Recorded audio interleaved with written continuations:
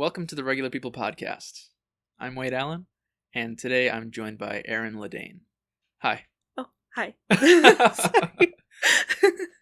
Yeah, I don't know, I think we're going to be talking about adoption and other things having to do with identity today, probably, and whatever else comes to mind. That sounds good. Yeah. So, before we begin, one thing that I've been wanting to do every single time, or as much as possible, is get a rough background on who you are, just so the audience can know, so they can be familiar with you, and know what perspective you have about things. And Sure. So, you're Erin. I am. What should the audience know about you, or what's your last 5 years looked like? Well, that would have been, 2017? I think we lived together. Yeah. Didn't we? Yeah. Yeah. 2017? That sounds right. Yeah. So we just were in our apartment and stuff. I worked at Pick and Save, bakery stuff. Pick and I Save don't bakery stuff. What kind of bakery stuff? Well, I was a bakery lead there, but it was awful. Yeah. Yeah, that sounds like Pick and Save. I think I've actually talked about it in one other episode, but for listeners unaware, Pick and Save is just a grocery store, basically. Mm-hmm. It's widespread throughout Wisconsin. Kroger is pretty... Yeah, now Kroger owns Pick and Save. Mm-hmm. So. Yeah. That's pretty much it. Just doing the same thing I'm doing right now. Playing a lot of video games, working, okay. Yeah. Staying at home. Yeah. What video games are you playing?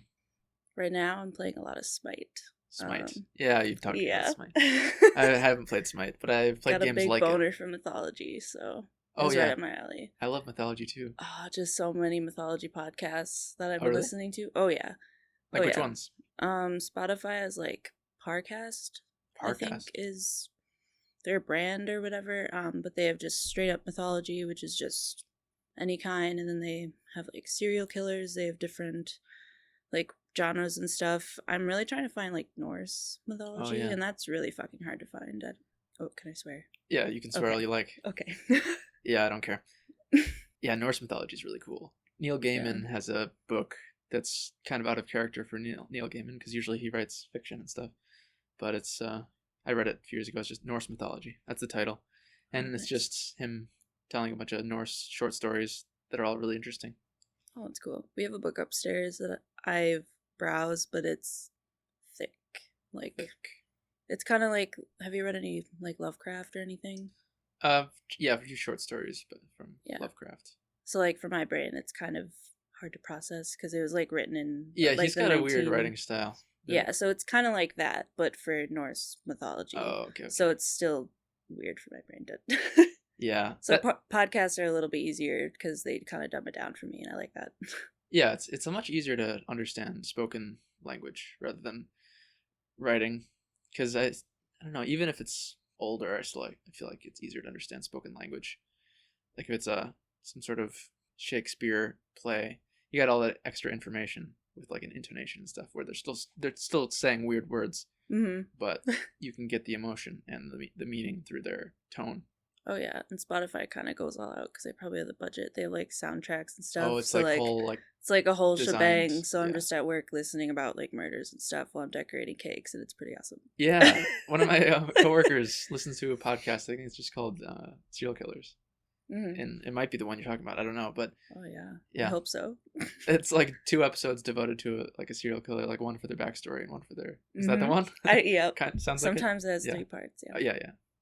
Yeah, it's pretty interesting. They're so dramatic. Oh, they're yeah. Like, little did he know. Sean was already dead. They just have the music track ready. Oh, it's so great. Yeah. I don't know. It gets me because I'm just so bored at work. And I tried listening to music, and I can only get so far with listening to the same stuff every day. Yeah. Yeah, I don't have Spotify, but we use it at my work. And that's a good thing about it is, even though Spotify, I feel like, has these artists that they're trying to force down your throat all the time for some reason, like every single playlist that you choose, it's like this artist comes up again. Oh, absolutely. Yeah, my Discover or like Made for Me is just basically all the songs in my playlist with a sprinkle of like some things maybe I've already listened to that I hate. So yeah, but yeah, generally I think like sometimes Spotify is good for discovering new music. If you just click on random playlists, and you'll hear some songs that you hear everywhere, but some new ones. Yeah, that's actually how I've discovered a lot of music in the past like year or two. So they're just random Spotify playlists. really enjoy your random text of music because it just like gives me more things to listen to in the morning when I'm like getting my shit together. Yeah, Aaron and I sometimes send each other music. The last album you sent me was really good. I was gonna ask you if you could like tell me what any of they said. I mean, I don't remember it now. Yeah. And I think when I was listening, I wasn't really trying to like pick out the words, but if we listen to one, I could probably tell you. But because I have been reaffirmed in my French speaking skills, because I last semester in school I had like I could either take a French test or take a French class. The test would allow me to not take that class, and then get extra credits as if I took a different French class also. So I was like, wow. Why not just save time? So then I took the French test and I passed. So I'm like college French level, I guess. Hell yeah. Yeah. Congratulations. Yeah, the album though, I don't know how they would want you to say it. It's like polo and pan. That's how you would spell it. Watching the music videos, it's very sexual heavy. Oh, I didn't watch any of them. I just listened. I'll have to send you some. Yeah. And what was the album name? I think it was. Just find it. Start with the C. Is it Canopy? Oh, but with like 2 E's. Was that it? I think so. That was just my favorite song, maybe. I think that's a song. I think it was Caravel. That's right. Yeah, look that up. Polo and Pan, Caravel, Canopy. Canopy's a good one. That was a good song. I don't remember the name of the song. I liked a lot because I just listened to the whole album, so I didn't catch a lot of the song names. I use that to help me open because like I don't know French, so I can't really focus on the lyrics too much. It's just jamming. Yeah, it's good to just have the sounds that you can't actually focus too hard on. Yeah, I get distracted really easily. Yeah. So we send music to each other. That's always fun. And we're talking about the podcast and mythology, and I think that's one of the benefits of Neil Gaiman. You know that author? He wrote like Coraline. You've seen that movie? Yes. Yeah. I love the book. And he wrote American Gods, which is now like a TV show, I think. Oh, Ian started that. So he's like a big author.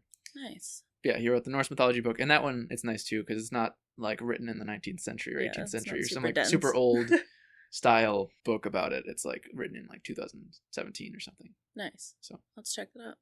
Yeah, it's pretty digestible.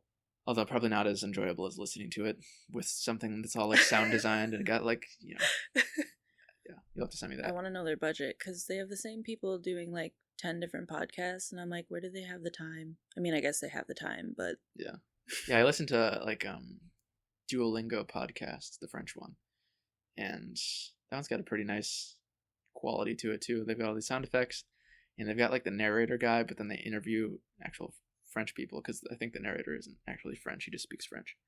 And they interview a different person every episode, and they give you like atmospheric sounds to like go along with what they're talking about. You're talking about swimming, and you hear like the splashes of the water and stuff. So wow, it's nice to listen to, and yeah, I wish I could do that. I don't think it would fit in this style of podcast, but it's still cool. So mythology, Norse mythology. Is that the one that you want to get into, or is that your favorite one? That's or both.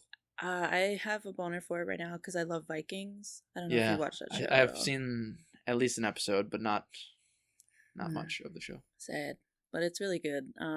So that kind of like sparked my interest. But I've always been in like Greek and Roman. They kind of like overlap anyway. But Greek mythology is awesome. Yeah, Zeus is a dick. Yeah, but I love that. I love how the Greek I do too. gods like Odin's are a super dick flawed. too. Like all the top dogs are, but I guess that's what you get with power. And it seems just more realistic. Like the people who were creating Greek mythology at the time weren't imagining their gods to be like perfect, which is refreshing compared to like Christian theology where they're like God is completely perfect in every way. And I guess that's nice to aspire to, but I think it's more telling about like psychology of humans at the time when they just basically give all of their gods human flaws. Oh yeah, absolutely. When I watched the cult one, they like have a preface in the beginning where they're just like, we're not talking about religious cults because we know that like regular old religions do fall in this category. We're talking about harmful. And I'm like, are you though? Like, aren't they kind of one and the same?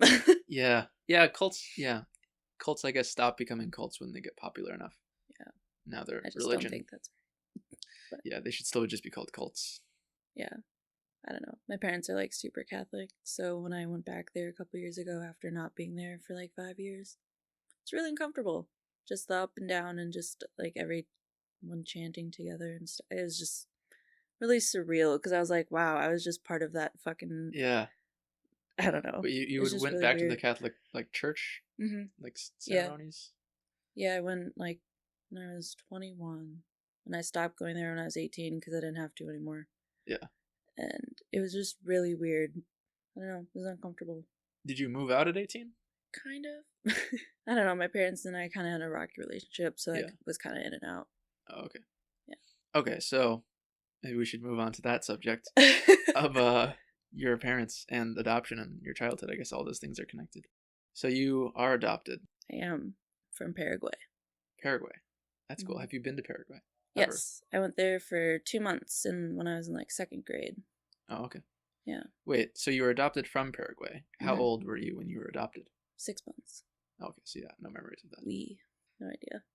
Yeah. Have you ever like come into contact at all with your birth parents? She just kind of didn't want that. She didn't really leave any information or anything when she brought me wherever it was that she brought me, so Yeah. I don't know anything. I just kind of know the general vicinity of where she came from, and when we went to Paraguay, it was too dangerous to go down there, so. Oh, okay. Yeah. Do you like wish that you could like contact her? Do you like have a desire to talk to her? Because I feel like that's a common thing that comes up in like TV shows or movies about somebody finds out they're adopted and they like have this need to go find their birth parents. Yeah, and that was like a big thing because I had a lot of friends growing up that were adopted from China, I think, in different countries over there, and they immediately could like get in contact with their parents if they wanted to, but they just had Yeah. like this longing and just didn't do anything about it. And like I thought that was kind of weird because if I had the option to, I would Right. definitely like try. But now that I don't know, I'm older and it'd be really hard. It'd be the language barrier, I think, would be scary to me. And I don't know. There might be answers that I don't want to hear because I don't know. That's just kind of always the case with that kind of thing. I think those, generally speaking, those types of answers are the ones that you need to hear, though. Things that you don't want to know are always things that you like probably should know. That's true. I'm curious about what my life would be like if I wasn't here. Yeah. I'm actually not very familiar with Paraguay at all. Is the primary language spoken there right now, is it like Portuguese or it's Spanish? Okay. Yeah. And then there's like Guarani Indians, which I'm like partially, I don't know what percentage or anything, but they said that I was, and that's like Guarani they speak, but I don't know. That's like the first people of Paraguay? Yeah. Yeah, it'd be interesting to I remember hear that language. I learned how to say hello, but I don't remember how to say it anymore. Oh, okay. Yeah. Yeah, that's happened a lot, like going somewhere to some country or region of the country, you want to find the local language and learn how to speak it, but then a couple years later you don't remember anymore. It was kind of overwhelming because when I was there, I was with my mom and this woman who met my parents when they were adopting me at the time, and we went and she brought us back there. But like they're two like older white women, like they're in their 50s, like white women. Then there's me who's like, how old was I, 7 or whatever? So they're all just like looking at me, talking to me, and I'm like, I don't know what the fuck you're saying. I don't know. I felt so bad because I was just looking at like my grandma, I guess, and she like knew fluent Spanish and like spoke like 10 different languages. So she was like, just like, don't talk to her. She don't know. Yeah. So they took you to Paraguay. What was the just for a trip? I think they did want to show me like, you know, where I came from and things like that. But it was, in my mind, it's kind of like when you go to Mexico and you go stay at like a resort and you don't really see anything. It's not actually Mexico. Yeah, like we had a driver and we like. Oh yeah. Yeah, so it's like the tour of. Right. Yeah, so I don't know. So I appreciate it because it was like something completely out of my element, but I don't know. Yeah, it's still cool to travel to different countries if you're staying at a resort. It's still like an experience, but I don't know. I feel like it's always better to not do that and to stay at some guy's Airbnb in the middle of like downtown Guadalajara or something. And also cheaper. Oh, definitely. But I don't even want to know how much. 50-year-old white ladies usually don't care about that so No, much. I don't think so. Yeah. I don't get that. Like when I learn how much people spend on their vacations, it's like a week vacation and they spent like 6 months Yeah, salary. and we were there for 2 months. Like, I spent my 8th birthday there. Like, I was there for that long. Yeah, I that's don't a even long time. want to know. I don't want to know. Yeah. I'd guess at least $20,000. What I would do? I'd get a new house. For 20,000? Is that a thing?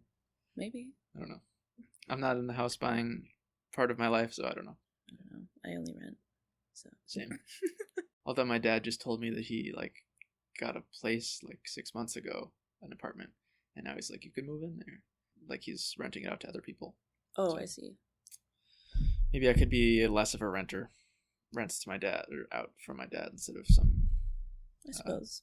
apartment complex company that is really shitty. That's true. Maybe he won't add on those late fees. You know? Yeah. Or maybe he'll care when my washing machine doesn't work. Oh, yeah. Yeah, there's squirrels in the walls that are definitely like not squirrels that we had people come out. Like, they're definitely, it's just, you can hear them fucking running laps. And we had someone come out and they're like, definitely squirrels. And they put traps on the roof and still shit in the wall. So what'd you really accomplish? Yeah. Squirrels. Or ghosts. Like in Supernatural and stuff, they're always asking if they hear like scratching in the walls. That's true. So, could be haunted. I'll accept that. I'm not really afraid of ghosts. Yeah. And maybe that's like the exterminator's response whenever they find ghosts. They're like, it's squirrels. It's code for ghosts. Squirrels. Yeah. So, you were adopted at 6 months old. What was it like in your like earliest memories? I guess the earliest childhood you can think, because I feel like there's always that. Well, not always, but lots of times people don't know that they're adopted. Were you like? Oh, it was known. Yeah. Yeah, my mom like was that person who got all those like books. Who I don't even can't think of the titles anymore. But it was like, you know, you are a family even though you're not. Like, right. You know, kind of storylines, which like he gave me the gist. Yeah. And like, I don't know, other kids in school gave me the gist too. I wonder if that's like psychologically worse for a person, either not knowing you're adopted and finding out abruptly and like having your whole life fall apart because like my parents aren't my real parents, or if you like always knowing is. I feel like it'd be worse if you like with my parent. I don't know if you haven't seen my parents, but they're like 70-year-old white people, so like I would know. But I feel like those people that do look close enough in resemblance, I don't know. Like if your sister gives away her kid or something to you, like they might look similar. Yeah. So I don't know. But I mean, kids are also pretty fucking stupid. So like, if you're 5 and you're a completely different skin tone from your parents, I don't think you might realize that. That's true.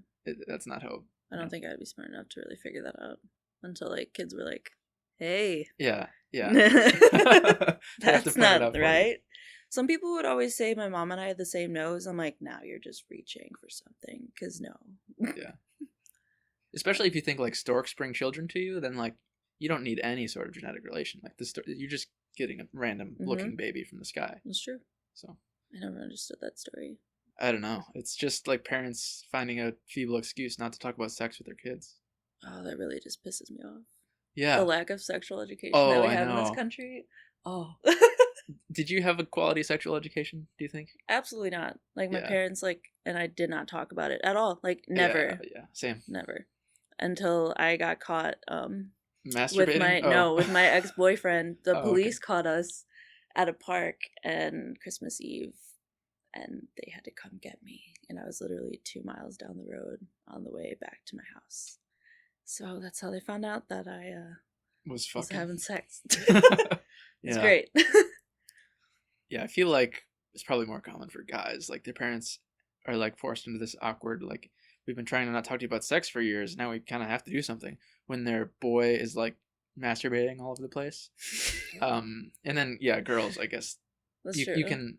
I feel like girls are lucky in that way. We can, there's no... They didn't know. You don't leave a trail. No. Well... Oh, yeah. You don't eject nearly as many fluids out of your body. Well, actually, I mean, you do blood and all that, but well, and okay. Yeah. Well, okay. Yeah. Well, even though I was masturbating all over the place as a kid, my parents never like. Well, actually, one time I could think of, confronted me about it. Mm-hmm. There's this one time in the early stages of me exploring with the internet and figuring out how to find things online, typed in like boobs.com. And oh, no. I was like a fourth grader, so I was unaware of like, clearing your search history. So then my dad was like, "Did you search boobs.com?" And I was like, "No, I swear it wasn't me." And of course he didn't. But, yeah. And then since then I don't. Oh no, there was one more time. Oh shit. I was in high school, and I would write these stories that were loosely based off of Harry Potter, but there's no magic. But we were an English boarding school. Oh. And I was in my head, I was always like, these Harry Potter books are so great, except for the fact that these kids would be fucking, Like, there would be so much, like... Oh, absolutely. Because they're, like, what, 18 by the time they leave? There's no way. It's like a bunch of, like, 12-year-olds to 17-year-olds. Like, Harry only kissed Cho once? No. Right. Well, no, he kissed her more than once. He was snogging her a lot. They were dating for, like, a whole month. That's true. You're right. In the book, anyway, not in the movie. Yeah, well. But, yeah, like, and there's all these, like, secret rooms, and, like, you would walk into the room of requirement. Like, the room of requirement. It's like a couple is walking past that hallway. That's going to turn into, like, a fuck pad, like, immediately. That's true. They're both thinking it. It's yeah. just going to, like... It's going to provide it to them. Like, yeah. Yeah. So you No, absolutely. And then there would be all these spells, and, like, you would go to Diagon Alley, and, like, or, like, Fred and George's joke shop. Like, they would fill that up with, like, sex toys. And, oh, yeah. Yeah. Oh, I don't think those would be fun sex toys, though, from Fred and George's. Yeah, they'd give you, like, measles or something. But yeah, I was disappointed that Harry Potter was so lacking in sex. Oh, yeah. And I get it, because it's a kid's book. But at the same time, it was kind of growing up with the audience. So I feel like by book 4, there should have been sex. And it would have been okay, because 14-year-olds were reading it. Oh, yeah. Because when I started reading it, I was 8. And then... When did the last one come out? 2007. Yeah, so I remember that because it came out on 7/7/7. I was in 8th grade. I was like definitely ready for that. Yeah. Ready for the fuck. That's a good time to yeah, right. I was like in awe of the other 8th graders who told me that they had sex. I don't know if there was a lie or not, but in my mind, I was like, good for you. I wish I was doing that. Anyway, I would write these stories. I would write this book. I only ever got like 4 chapters in, but I had like the plot fleshed out in my mind. And there was this like Snape equivalent teacher who was like evil and like specifically fucking with the main character. Fucking as in like messing with him, not like actually having sex with him. Wow. But there was these 2 girl characters, and they're loosely based off of like my friends in real life. And one of them was like my girlfriend at the time. And I wrote a scene. Well, every chapter there was some sexual thing happening, and it was like progressing over the course of the book. So in the latest chapter that I wrote, it was called "The Halls of Burton Academy." By the way, that's what the name of the book was. Okay. It was at Burton Academy. Like after Tim Burton. I don't know why it was called that, but the main character was like double team raped by the 2 girls that he was friends with. Yeah. Oh, actually, no. I'm getting my own story wrong. It wasn't double team raped. It was raped by one crazy girl, and it was him and his best friend, who were both guys, getting raped by a girl who was the crazy girl who was having sex with everybody in the school. Wow. So it was one girl raping 2 guys. Is it sad to say I'm impressed? Like, yeah, it's like I don't know, a fucked up like feminist like power play, I guess. That's true. But so that had just written that scene, and for some reason, it was like late at night I was writing it, and for some reason I left the notebook just on the kitchen table. No. And I don't know why. So then my parents found it the next morning, and then I got a text and I was at school like, "You need to talk about this when you get home." And then they sat me down for like multiple hours and had a really awkward conversation about like how this isn't okay, and like my sexual urges, and yeah. Well, I mean, you're a growing boy. I mean. Yeah, what did they expect? I don't know. I was horny as fuck all the time. Like, I'm just lucky I wasn't born a guy, or else I just have a boner all the time. Yeah, that's another thing too. I was blessed. Like, if you're horny as a girl, it's not like physically noticeable. You can't be like trying to give a speech in your English class and everyone's laughing because you got a boner. Yeah, that would be bad. Random boners too. Ooh, yeah. No apparent reason. It's not like you're horny. They just happen. Luckily, those decrease with age. Can you pass out from having a boner too long? Because I think that would be a frequent problem for me growing up if I. It's never happened to me. You'd have to have a gigantic dick to get all that blood flow. I don't think with these hands I would be blessed. Yeah. Yeah, that would require a lot of blood, not... Yeah. Yeah, so, aside from sex and childhood, so you knew that you were adopted. Because what I was thinking with the, like, possible psychological harm is, like, knowing that you're adopted, or, like, your parents, like, telling you, maybe, like, getting this feeling, even subconsciously, like, hey, like, you're different from us, like, you're not... Subconsciously, as a child, getting the messaging that your parents, like, don't love you as much as they might. Oh, I see. Is that something you've I ever didn't experienced at all? feel that way about my parents, but extended family, definitely. Like, my dad's family's from Virginia, so they're not super accepting. Like, one of my cousins was always introduced the family as, this is the family, and this is Aaron. Yeah. So I was just, I don't know. I just always encountered people that it was just always a thing. I don't know. When I was little, I think I just kind of, like, brushed it off because I didn't really understand what it meant, but when I thought about it when I got older, I'm like, wow, that was fucked. Yeah. Yeah, I had an adopted cousin, but I guess I didn't realize, like, when I was a kid. So by the time I did realize, it was pretty normal. Mm-hmm. I wasn't, like, thinking of her as other. Yeah. I don't know if it's because of where they're from or anything, but they're kind of close-minded. Yeah, I mean, there's, like, Southern hospitality and all that, and, like, the good parts of being a Southerner, but I feel like, They generally don't have speaking... any of that. Well, I feel like, generally speaking, like, the people who with this great Southern hospitality, it's like, only if you're, you know, one of them. Also, yeah. If you're on the in crowd, then it's great. Yeah, absolutely. If you're not, then go fuck yourself. Yeah. Yeah, to go back there, like, 4 years ago, and it was just really awkward, and I kind of just did my own thing and got high, walking around and hung out with the horses, because I don't know. I didn't really mesh, and they just, I don't know, we're talking about country things that, like, I didn't understand. Like, I don't like country music. I don't like rodeos. I'm not a farmer or anything. Like, they all have horse ranches. I don't know. Yeah, horses are cool, but owning them is probably, like, a white person thing. Oh, yeah. I was looking on Reddit, like, yesterday, and I saw a list of top, like, 20 injuries or whatever that when you go to the hospital and you fill out your information, what percentage of people that had these injuries identified as white, mm-hmm. and 100% of people who would go skeet shooting and get injuries from that were white. And, like, hunting, they were, like, got in, like, hunting accidents or, like, from, like, tree stand accidents. Mm-hmm. It was, like, 98% Jesus. were white. So, yeah, I guess wow. only white people are engaged in that kind of, like, really stereotypical Southern behavior. Have you ever been hunting? No. I didn't think so. I have never understood, like, I don't think I'd ever have wanted to. No, me neither. I would feel so terrible. Yeah. I do remember when I was in middle school, one of my friend's dads, who was a DNR agent, which I thought was a cool job. He had interesting stories. But he, for, like, science class or something, we all went out in the parking lot, and he had just shot a deer the day before or whatever. And he was showing us how to skin it and, like, all that. So, like, and I don't know, it was a learning experience because I never realized that it smells so horrible when you gut open an animal. Yeah, so it's like me and a bunch of other, like, 20 other, you know, 8th graders just watching this guy dissect a carcass. I feel like that's too young, but I feel like people who hunt with their parents probably go around that age. Yeah, probably. I don't know, though. Like, it seems too young on one hand. On the other hand, it's like, should you really be sheltered from, like, death and despair, like, for too long? Probably not. Oh, yeah.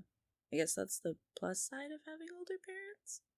Is that, like, I don't know, no grandparents, really. Yeah. So, plus I worked at a funeral home, and that was dope. Why was that dope? Because I didn't really have to talk to anyone. Right. Because my customers weren't really alive. Yeah. And I didn't really, like, have to deal with families because I wasn't, like, I didn't go to school and I wasn't legally obligated to do any of that stuff. So I just kind of helped with funerals and picking up bodies and ashes and stuff. Okay, so you didn't have to do with any of the customer service because... No. Yeah. There still is, like, living customers, the family members. Yeah. Who have to show up to the place and say, hey, my uncle's dead. Yeah. And then I'm like, here's a funeral director.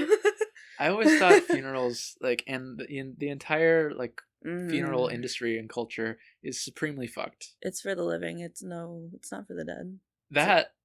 It's just like ripping people off. I feel like how absolutely. much really do you really need to pay for a coffin? Oh, the prices are terrible, like so bad. And yeah, it's like $20,000 for a coffin. Mm-hmm. Why would you ever do that? I don't know. And just leave me in the woods. just like going in the showroom was just super uncomfortable because it was super showy of like different stones and different, I don't know, it's just like you're getting dressed up to just go in the ground. So Yeah. I don't know. I'd rather just get cremated, honestly, and just spread me somewhere nice. Call it a day. Yeah. Yeah, that'd be better. Although cremation is weirdly expensive too, I'm pretty sure. Yeah. Wait, at your funeral home that you worked at, did you also do cremation? I would have to like drive the body to Whitewater to like a sister funeral home or whatever, Oh, and then like they a would different do company it. that did it. Yeah, and then I would have to come back later, and then we can come get them. Oh. They're ready. Wow. I don't get being buried. It seems wasteful and Oh, absolutely. And eventually, like, there's going to be no room to put people. Right. And, like, I'm pretty sure there's some graves that are just going to be stacked, and it's like a landfill, but for people. Yeah, it's just, if only, like, we would plant, like, trees over every grave or something, then it could be, like, a forest, and that would be, like, a useful, like, space. Oh, sure. I know there are different, like, biodegradable things you can do with your body, but they're even more expensive than just getting, I don't know, a service done, which is, I know why it's a turnoff for people, but also, like, you'll still be helping the environment in the long run. Yeah. So, They're seems corpse worth it bags. to me. Mm-hmm. I saw that. Look really cool. They're, like, several different ones. There's ones, like, there are pods that hang from trees or something. Yeah, that's what I want. And then you deteriorate in that pod. Yeah, that sounds cool. Although I think I like the idea of just being left to decompose somewhere, so that, like, oh, sure, worms can eat me and stuff. The only downfall is that toxic fumes and dead bodies can. Well, one thing that I think is really cool that I might have talked about in a previous episode, but it's fine, is body farms. I know there's at least a few of them. Universities have them, and they're just like open areas that are restricted to like medical students only, so they can observe natural decomposition. And then people just donate their bodies there after they die, and they have like 10 at a time or so, and then they just leave them on the ground in this little fenced off area, so that you can help like medical students learn stuff, and your body can just naturally wear away. Seems like a good deal. Yeah, and then it's free too because you're donating it to science. That's true. I'd be down for that. I just don't know what they would want because my eyes, like, I don't know. But yeah, donating it to science like that way too would be good. Where like you're gonna become one of those little thin sliced up human books, you know? In that one like skin exhibit that travels around in museums where you can like page through little tiny like 1/8 of a millimeter slices of a human body. That'd be awesome. Yeah. Do you have like a death obsession or not obsession? I just like, I don't know. I'm morbid. Yeah. I don't know. I'm just like not afraid of death, so it's just like, I don't know. It's not funny to me. It's just like interesting. Why? More than, it's you don't like avert your eyes from that kind of thing like a lot of people do. Yeah, no. You're not afraid of thinking about it. No, I'm not easily grossed out either, so it's just it's interesting because it's just part of life. How often do you think about death? Ooh. Not specifically your own death, but just death. Every day. I probably don't think about that often, but I don't think I try to avoid it in my mind either. I do. You try to avoid it in your mind? Sometimes, yeah. Just because, like, dark thoughts and things. Like you don't. Oh, okay, you try not to dwell on it too much. Like, yeah. Okay. Sorry. Well, wouldn't that indicate that you are afraid of death? I don't know. I guess I don't know. I think to some degree everybody's afraid of death, and I think people who claim that they aren't are bullshitting. I suppose. Like I'm not afraid of it because I know that it's gonna happen, and like it's, I don't know. Yeah, I don't know. It seems like to claim to have no fear of death, I think requires some amount of delusion, or maybe not delusion. That's probably too harsh of a word, but no, that makes sense. I definitely like to live in a la la land in my brain sometimes, and like I don't know, death is dark for a lot of people, and it's just normal for me. It's not. I don't know. Okay, I'm gonna be real here. Yeah. So a couple years ago, I succeeded in a suicide, and for 2 minutes I was not here anymore. So death is just really weird for me now. So yeah. How did you succeed? I took a lot of pills. Wouldn't that still be a failure though? Because I guess, because I mean, you're not dead now. I mean, I'm not, no, but Well, presumably. it's true. But you were. There's a period of time where you were dead though. Yeah. Were you like brought back to life through like medical intervention?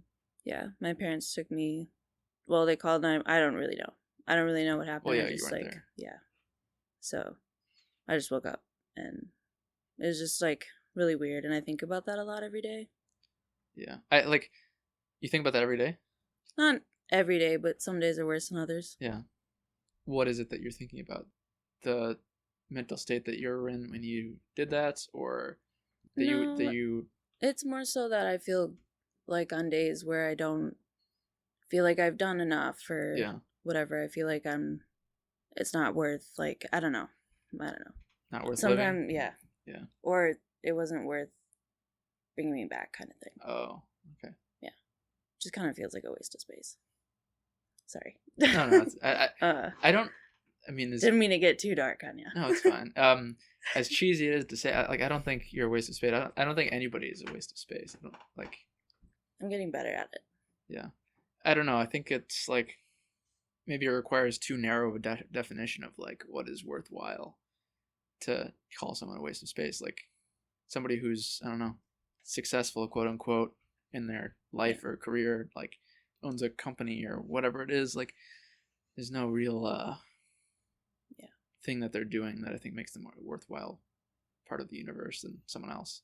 Oh yeah, I think I just struggle finding my place, which I guess everybody does. Yeah, yeah, a sense of belonging, which is something that I would imagine. I mean, I don't know, but I would imagine that adoption is a difficult factor in a sense of, I don't know, having your place. Oh yeah, I never really felt like I had one, I guess, because like growing up, I've done a lot of like reflecting on my childhood and things lately because of therapy and all that, which I don't know if you go, but I would totally recommend everyone needs to go to therapy. I would also recommend everyone goes to therapy, although I don't, because it's okay, health insurance and things like. Yeah. I get it. I definitely plan on going when I have a sort of health insurance plan that it wouldn't be super expensive. Oh yeah, our healthcare, it's ridiculous. Yeah.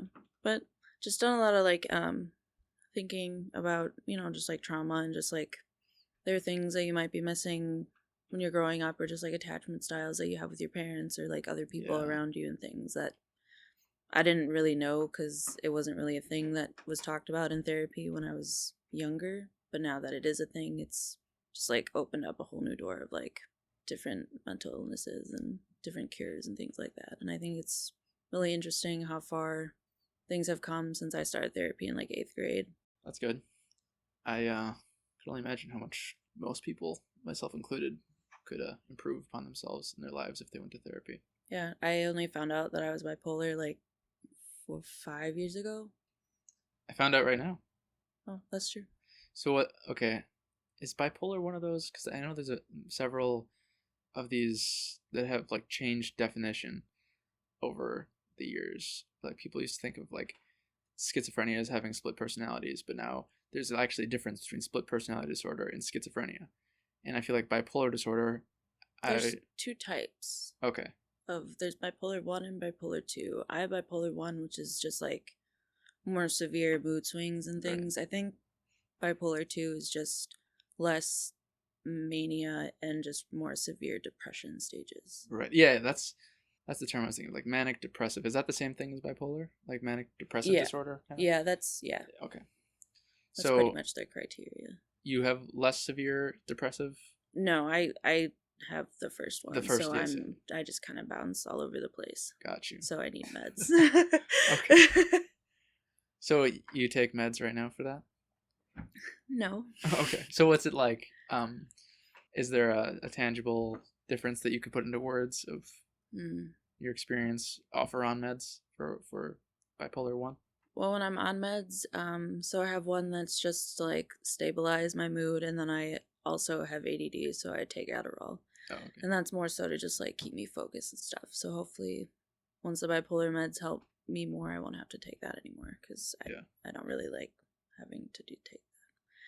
But when I'm off of it, I just kind of feel like what is the word? Like a ticking time bomb where like something could be out of place and I'll like blow up or I'll cry or something. Yeah. Or like one day I'll just like want to buy everything and just like, I don't know, fuck everything. Like, I don't know, like it just goes from like 0 to 100 real fast. And like I don't really realize I'm doing it until after I've calmed down. Right. Or whatever. So it's just kind of like I have this weird emotional blackout a lot. Is the mania, I mean, it would probably from the mental state that a person is probably in, but I don't know. Is it enjoyable to be in that period of mania? Oh yeah. Okay. Oh yeah. It's kind of like, I guess I've never done cocaine, but I feel like ready to go and just like shaky and just like, I don't know. That's when I'm like ready to text everyone in my phone, make plans all week, and then by the time that week rolls around, the depressive state is kicked in and I don't want to fucking see you. So it's just yeah, it's not a good combo. No. Wait, when did you get diagnosed? Or I was 21. 21, okay. Yeah. Okay, so back to your childhood though. Mm-hmm. You mentioned trauma. Mm-hmm. Did you want to elaborate on that? You don't have to if you don't want to. So I went to like a Catholic grade school. Trauma happens at those all the time, yeah. Yeah. Yeah, and I was like the only brown person that I could see in that school that I noticed. But in my class, I think like kindergarten, the only thing that I really remember is like when you play house. I don't know if you ever played house. Yeah, I played house. Yeah, so I was the dog. I never played house with a dog. Yeah, so I couldn't be anything but the dog.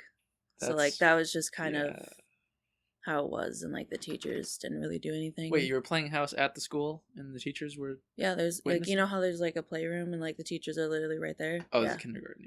Yeah. Okay. So yeah, it was fucked up. It was really fucked up. So I left and like my parents pulled me out the middle of first grade, but like I don't really remember too much of it. They just told me that like I would come home crying, but I don't remember any of it. Okay, that sounds like, I don't know, the little kids, like the only basis for them doing that would probably be like the fact that don't look exactly the same as they do. So it's like racism. Yeah. But then I look at the parents, because now that I'm older and I've seen them again, like I went on a mission trip with them when I was 17. And wait, with who? With all these girls, like it was mostly the girls. The same people that you were in kindergarten with? Yep. I like stayed at that, like we went to church there. So like I stayed and saw those girls every weekend. Gotcha. It's the same group of 18. people you went to church with, yeah. Yeah. So they went to school and church there. So I saw them like every week, even when I didn't go to school there. Wait, so your parents pulled you out of the school because you're getting treated terribly, but they didn't go to a different church? No. That doesn't seem consistent. Yeah. No, it didn't check out to me. It didn't, yeah. Did you experience anything like that at church? Like, were you treated differently or worse? Or was there like not enough time for that at church? Like you were too busy there was singing, enough time with it. No, eating Jesus' flesh. I think it was easier when my parents were around because they couldn't really say anything to me. But you know, when I'm on my own and there's no one there to help me out, like there's adults around. So I think my parents helped me in that case. But the adults were usually nice. But then again, it could have just been to my face. You never know. So then you went to a new school. Did you still experience similar treatment? No. Really? No. It was surprising, honestly. Yeah, it was actually really good. I kind of expect children all the time to be assholes. But... That's true. I guess I can't vouch for remembering because my memory is like really terrible. Oh, okay. I have like memory blackouts all the time. So my mom told me that I was like happy and I like made a friend on my first day. That's all I know. Oh, okay. So, but I stayed there like, I don't know if you've ever been to Pewaukee, but it's literally like a horseshoe. So I've been with the same people up till, it's not like Waukesha where you have different middle schools and then you go to high school. It's like you're always with them.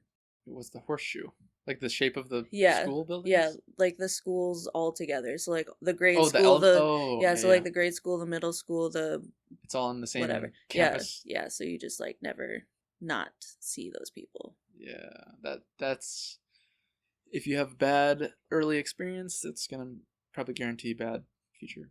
You can't move to a different. That's probably like one of the best parts of high school, even though most people hate high school, it seems like. But like the fact that now you get to be joined with a bunch of people that you haven't met before, and you're not stuck with your same crowd from before. You got a chance of meeting new people. So then when there's a new kid, like starting that year, they were immediately just hopped on. Yeah. That was treatment from like peers. Did you have any, like, what was your relationship with your parents like? So I'll be honest, my memory is like so bad that like it's really spotty like before high school, and it just kind of like follows me. It's kind of hard to explain. Oh no, I felt that too. Where like there's this memory bubble that I'm living in. It's like the past 5 years and onwards, and it's not that I don't remember anything before that, but it's like as time goes forward, it gets foggier and foggier in the distance. But like clear memory is like 5 years around this moment. The most time that I remember is like middle school, because that's when I started to get angsty, as all middle schoolers do. And since my parents were literally raised like in the 50s and 60s, they didn't really see eye to eye on how people did things like socially now. Like if I ever like wanted to hang out with a boy, they'd have to like knock on the door, shake my dad's hand, like actually just very formal. So I never like brought anyone around or wanted to be home. I don't know. There's just we just butted heads a lot, especially me and my mom, because she just wanted me to kind of fit into this mold of how she was when she was younger. I could kind of tell, and I think it was just a generational difference. But and when I got older, like when I was 22, my mom and I had like a sit down, and she kind of realized that there were things that she could have done better and things that, I could have done better, because maybe with the right medication or the right communication, we could have, gotten along better. But we're good now. Oh, you have a good relationship with your parents now? Or your mom, anyway? Yeah, both of them. We're good now. Yeah. I don't know. It's all water under the bridge. We had like a really good talk and laid it all on the table. I feel like that's more than most people can say. Oh, I know a lot of people who haven't talked to their parents in years because they don't plan on ever doing it again. Oh, yeah. I don't know. I guess I'm in between there. I talk to my parents. Don't feel very like close, I guess. Oh, sure. I definitely don't feel like super close, but we're civil enough that it's okay to go over there on holidays and stuff, before all this went down. But yeah, I feel more of like a loyalty, I guess, to them, since they bought me, as weird as that sounds, but like they chose you.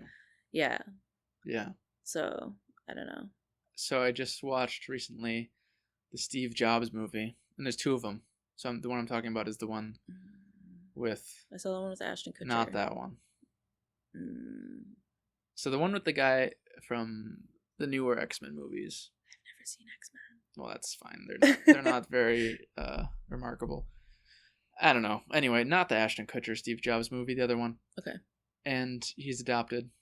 Mm-hmm. And like it's him, and somebody says to him something like I never understood, like you've got this complex that you're trying to get over, but the fact that you're adopted, it means that you were chosen. Like you feel like you have been discarded, but really you were chosen. So that kind of made me think like that's a unique experience that from a certain perspective, like adoption could feel like a worse thing than non-adoption. Mm-hmm. But if you look at it the other way, like I wasn't necessarily chosen. In fact, I'm pretty sure I was an accidental child. I guess that they chose not to abort me because my parents are Christian, so they probably wouldn't do that to begin with. Mm-hmm. But for someone who's adopted, like you were specifically chosen by people to be raised. Oh, yeah. Rather than some accident. Yeah, that's true. Apparently I had siblings. I have siblings? Right. Question mark.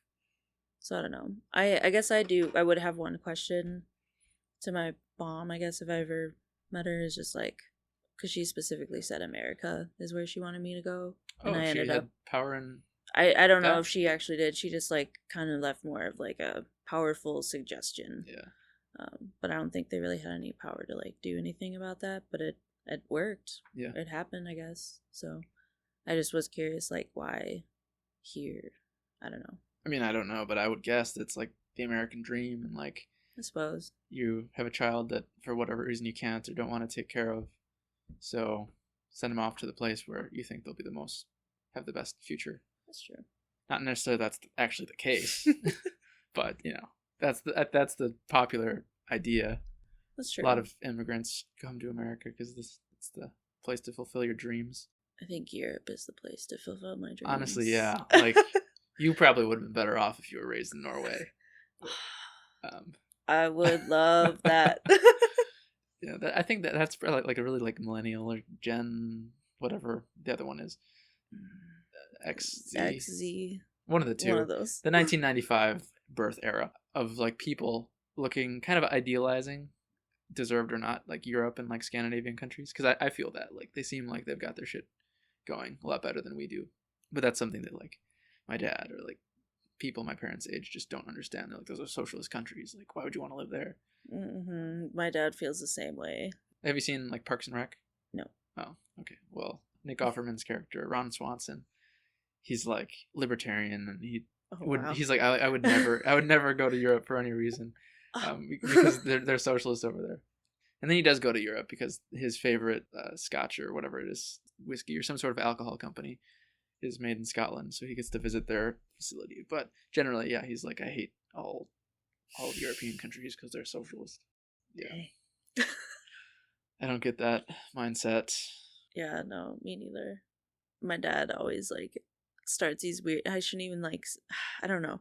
So we'll be in the car and we'll just be like, we would have had a nice day. We would see a movie or whatever. Yeah. And then we'll just be like going back to like my house or whatever. And he'll just be like, so what do you think about socialism? And I'm like, is this how it's going to go? Yeah.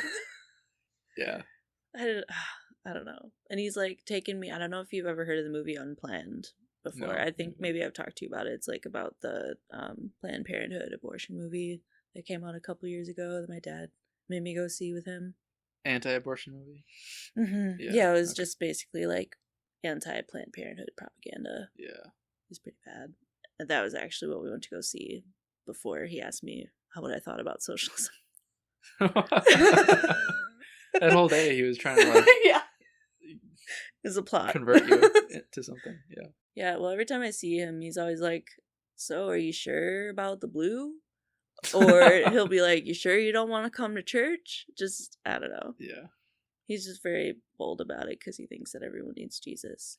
Yeah. But, which like, he had cancer and he like still, like instead of thanking the doctors, he thanks Jesus. And I was like, yeah, they went to school. He went to school for you. Absolutely. It was Jesus that made sure that doctor went to medical school and tried his hardest on your day of surgery. Absolutely. Yep. Not just the doctor. My dad does that kind of thing sometimes too, about like the socialism. Like he'll just go on like rants about like other countries and why they're horrible. And I know my dad's just like, you want to end up like Europe? I'm like, kinda. Do. Yeah, having universal healthcare sounds like a good thing. Right. Especially considering all the fucked up people and how fucked up I am. Sure I am. I could use some universal healthcare. Oh yeah, I know so many people that are like, I have this problem that sounds like super serious, and they're like, but I don't have insurance, so. And it's just really sad that that's how it is. So your siblings that you mentioned that are possible, were they also adopted? They don't think so. Or do you not know anything? They don't think so, but I don't really know. I don't know how that all works out there, because I know my mom and dad were promised like 3 or 4 kids before it worked out with me. I don't remember what different countries they went to, and then like either the countries like closed off adoption with the US, or I think different things with the baby. Like I think one of them had like shaken baby syndrome because of the foster mom. So it was just kind of like situations like that where the baby got pulled or whatever, but my parents just wanted a baby or whatever, so they didn't really care. Yeah. But then there was me, and I was returned for being too dark. So wait, returned? Yeah, I guess that's a thing. What do you mean? There was a family that like was like ready you had a first family that wanted to adopt you and then decided and then they backed out because I was too dark. Oh, but same exact story. Well, not exactly. Steve Jobs also, because his response was like, I wasn't actually chosen. Like my first adoption family chose to give me back. True that. So I feel you. Chosen once, rejected once, I guess. That's true. But still chosen. I just think it's crazy because I'm really not that dark.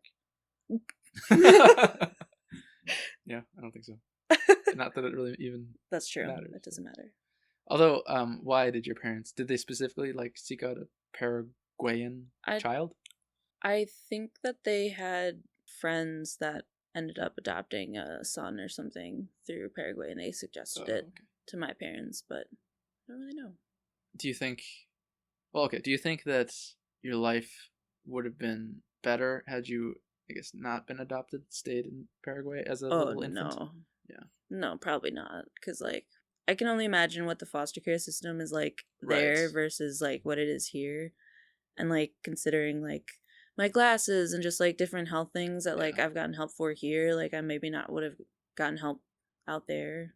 So, Yeah. Well, I don't know. I mean, yeah, the foster care is one thing. I was imagining just like, for, whatever reason, your birth parent had decided to, like, Oh, you stayed with the I see. original family. Do you think your fate would have been Oh, preferable? I mean, you wouldn't know, but do you ever like think about that? I do, and I don't think so, just because seeing that country, it's very poor, Yeah. and there's just so many kids out begging for their parents who are just taking the money to go drink alcohol. Like, that happened to us so many times when we were out there, because there'd just be like a 2-year-old wandering the streets with just like a little can looking for Yeah. money, and then we'd literally see them walk over to their dad, who would just go into the liquor store right next there. So, Yeah. I don't know. I don't really know. It's just it's kind of a sad country, and I don't think so. I just wonder because maybe not Paraguay as an example, but like I feel like a lot of poor countries that are the people are happier. They might be worse off in a lot of ways to like the U.S., but That's true. if I you might look not at the know what people I like India, wouldn't for have. instance, like a lot of India is kind of third world country, slums everywhere because it's just they're way too hyper populated. Mm-hmm. But on like when you look at happiness indexes and you like give them surveys on that and like how close they are with their family and stuff, they usually pretty consistently score better. That's probably true. I feel like maybe they have like more sense of like their culture and stuff, since Yeah. they're around their extended family and all that stuff. Yeah, all like the time. you've got like the whole family, like grandmas and like great grandma, Yeah. all like living in the same house. Like you feel this Yeah. deep like familial connection. Yeah, That I feel provides like you with out some here sort of family gets more belonging. spread out, because Yeah. I haven't seen my extended family in years. They live all over the country and actually all over the world. Yeah. And like in a poor country, as like poor as you might be, and as more likely you would be to like die of some like preventable thing. Oh yeah, absolutely. You've also got, I think, on the other hand, you've got perhaps a less likelihood of developing like mental illnesses. One, because you're happy, and that is a good prevention, but also because I feel like there's a lot of fucked up things about like Western society, or like the U.S., that put a lot of pressure on people, on their minds in like unnatural ways. Oh that yeah. drive them to depression. Oh yeah, absolutely. There's probably way more pressure here than there is out there to just exist. Yeah. Oh yeah. Yeah, if you're living in Thailand with your bunch of your family members, like you probably don't have that much societal pressure to be successful and make a name for yourself. Definitely. And the country's beautiful. Yeah. They haven't really. It's not like it is here. I can actually see the stars, and like Yeah. the animals are just roaming, and there's just like trees everywhere, and it's just like a rainforest depending on where you drive. Not rainforest, like the Chaco or whatever. Yeah. It's pretty much like an Amazon, I think. Yeah, I guess I'm not saying that the equation is equal. It's probably not, but there's definitely something that you lose or that we have lost by going the route that we have in like the US and other similar countries compared to those. Like in the industrialization, yeah, you get more prosperous, but you lose out on like the nature that you're destroying and connection to like family members, which I mean I don't value as that important, but that's probably because I grew up in this country. Yeah, that's true. But historically, that's been pretty important. Feeling connection with your family. That's true. I think I had a few more things I wanted to ask about adoption because it's an interesting subject. It's just one of those things that I will never be able to experience. So, like, that's true. It's fascinating. Yeah, I guess I didn't really like think too much, because I always got that question of how do you feel about being adopted when I was growing up, and I never really knew how to answer that. Yeah, you don't have a comparison. Like, yeah, the person like, asking is assuming, like, what's it like to be adopted versus what I'm like, but you don't know what I'm like, so... Yeah, I'm just like, it kind of just is what it is, and I don't know. My parents are my parents, even though they don't look like me, and I don't know. That was weird for kids when I was, like, really little to understand, because, like, I don't know if in your school, like, your parents could come in and, like, be a teacher helper or whatever. I never had that, no. Oh, okay. Well, ours did. My mom would come in and they would just assume she was my grandma because she was just a bunch older than their parents, and she would just like give them shit, be like, yep, I'm 100 years old. just And I don't know, it just didn't really occur to me that it would have an impact or could have an impact until I got older and I realized that, like, I don't know, maybe there was something that I felt like I was missing, and just like I don't know. I don't feel like anything's missing. I just don't feel that sense of culture, because I wish I knew more about Paraguay, because the most I know honestly is like what I learned from the Dictator podcast, and there's one in Paraguay that helped Nazis go bring. Yeah, that's literally all I know for the most part. Yeah, I'm sure Paraguay too, because Argentina, I feel like, is really well known for taking in a lot of Nazis after World War II. Yeah. And then they would wait like a generation, and then they would move to California. Yep. Mm-hmm. I did go to Argentina and Brazil when I was out there, though, just to see Iguazu Falls. I don't know if you've ever heard of. It's beautiful. It's huge. That's on my list of places to go for sure. It's great. There's so many weird animals. Like, that's the thing, is that there's like a path that you can walk to just get like on the deck where you just get soaked by the water. But on the way there, you're literally walking through just like trees and stuff, and they're just wild animals roaming around and stuff. And like some of them are a little sketchy. Like, they'll steal your fucking food. Oh, the animals. Yeah. Like monkeys or something? Or I guess. There's like these raccoon-looking things, but they weren't raccoons. They're like guatis? Yes. Yeah, those. No, did not like. I like those. They're really cute. They'll steal your food. Yeah, they will. I was in Costa Rica feeding them a bunch of pineapple rinds. And there are like 20 of them. It was really cute. Awesome. I was planning on going to Peru this past summer of 2020, if anybody's listening far into the future. But yeah, those plans got canceled because of coronavirus, but that would have been a really good trip. Yeah. And I haven't been to South America yet, so that would have been the first time going to that continent. I would definitely love to go again, but I kind of want to go to Mexico. I've never been. Yeah, Mexico's pretty good. I went there a few years back. Went to the Yucatan Peninsula, which is where Chichen Itza. It's where Chichen Itza is. Oh, okay. Which is like the giant ziggurat. That'd be awesome. Like, I was actually surprised when I told people about that, how many people don't know of that. But I feel like it's one of the new wonders of the world, I'm pretty sure. Oh, is it? Maybe not. Maybe it's really big. It's really cool. Nice. That's awesome. We went to a bunch of different ruins of places, but I wish I cared enough when I went, because I was just at that age where like I was just more entertained by the things I was eating and the things I was seeing rather than like actual knowledge. Yeah. Of learning, because like we went to a lot of cool places. The hotel that we stayed at, it was kind of like, is it Bayshore that's the outdoor mall? Is that, I think so, the one? So it's kind of like that, except your hotel rooms are faced out, and then like there's a square in the middle that just has like chairs and stuff, and you can like eat out there. And then there's like a whole setup, like a zoo for like animals and stuff. So it'll just have like ducks and like little animals, and they had like a petting zoo kind of thing. Yeah, and just like weird animals that I'd never seen, but I couldn't really ask what they were because I didn't know Spanish. Well, you were with your grandma. She knew Spanish. That's true. She never wanted to go though, because she wasn't into that. But I was all about petting the animals. Yeah, I always like petting animals. They tell you when you go to a different country, don't pet the stray cats, but I always do.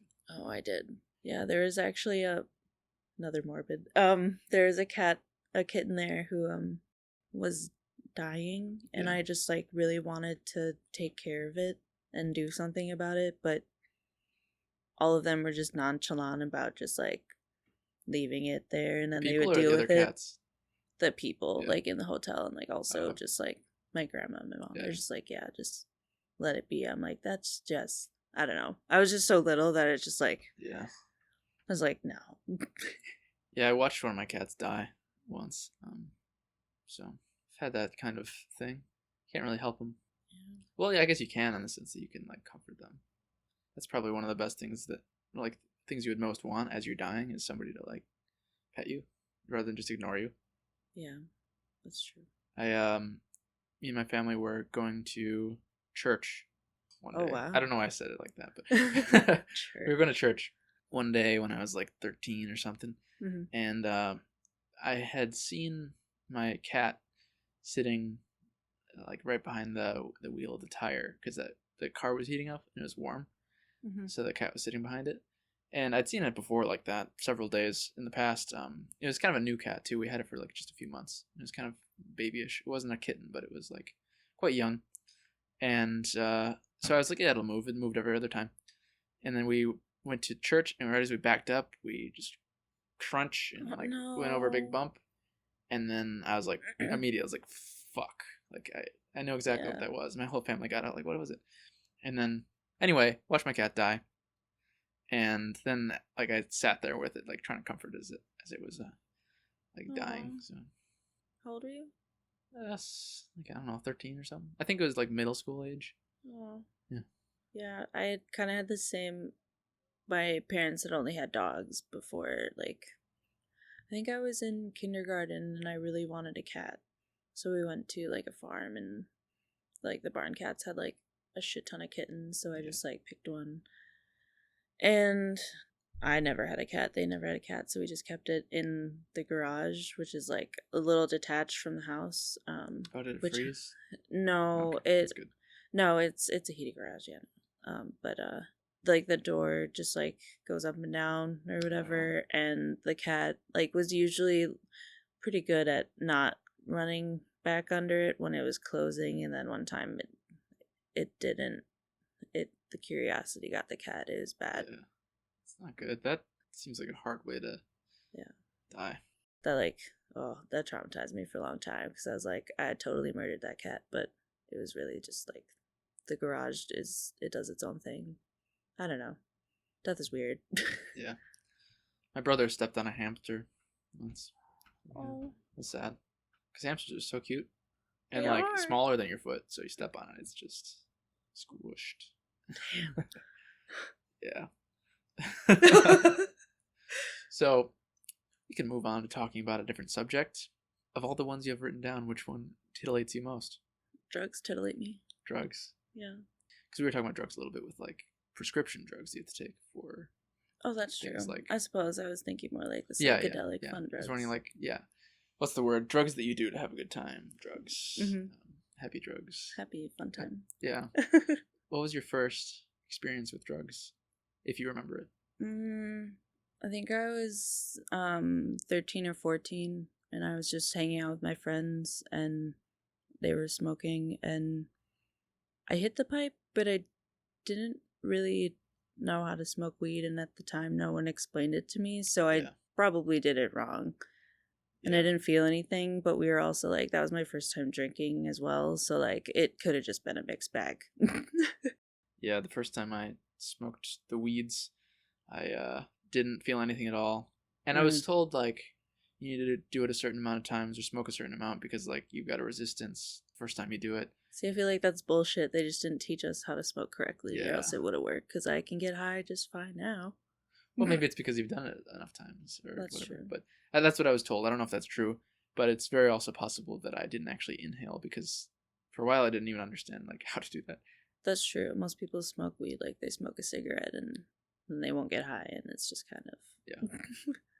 I went to the Dominican Republic in high school, and we were smoking a bunch of cigars with my friend and his dad, and pretty sure I was doing it wrong the whole time because I think cigars you're actually supposed to inhale for whatever reason. I don't know why you'd want to. I've never smoked a cigar. Just like, I don't know, they're like, if you get like a flavored cigar and you don't inhale it, you don't really taste anything. That's true. So there's no point of being flavored. So it'd just be like kind of sit in your mouth. Yeah. Is it harsh? Not really. I actually liked smoking cigars, but maybe because I was doing it wrong. That's true. Yeah, but I thought it was cool. I was like 15 or whatever, smoking a bunch of cigars and like, ooh. And I didn't have to like hide it. It was like, it was legal. Yeah. Or just well, I think. But like my friend's dad didn't care. He's like, yeah, we're on vacation. That's true. Let's just live it up. And it's not like they were. I guess they have tobacco in them, which has nicotine in it, but it's not like they're as bad as cigarettes or. Yeah. Or like, I don't know. Probably wouldn't have been happy if we were smoking weed, but cigars are fine, I guess. Even though I don't know, I view that as more harmful. Oh yeah, definitely. Weed is a plant. Well, so is tobacco. I suppose that's true. And that's like literally all the cigars were. It's the filter and all that stuff. Not in cigars though. What are cigars wrapped in? They're just wrapped up tobacco. Oh. I think they're even wrapped in tobacco. Oh, okay. So you're just smoking so straight it's up like a tobacco. blunt for tobacco. Basically, yeah. Interesting. So they're definitely a lot more healthy. Not actually healthy.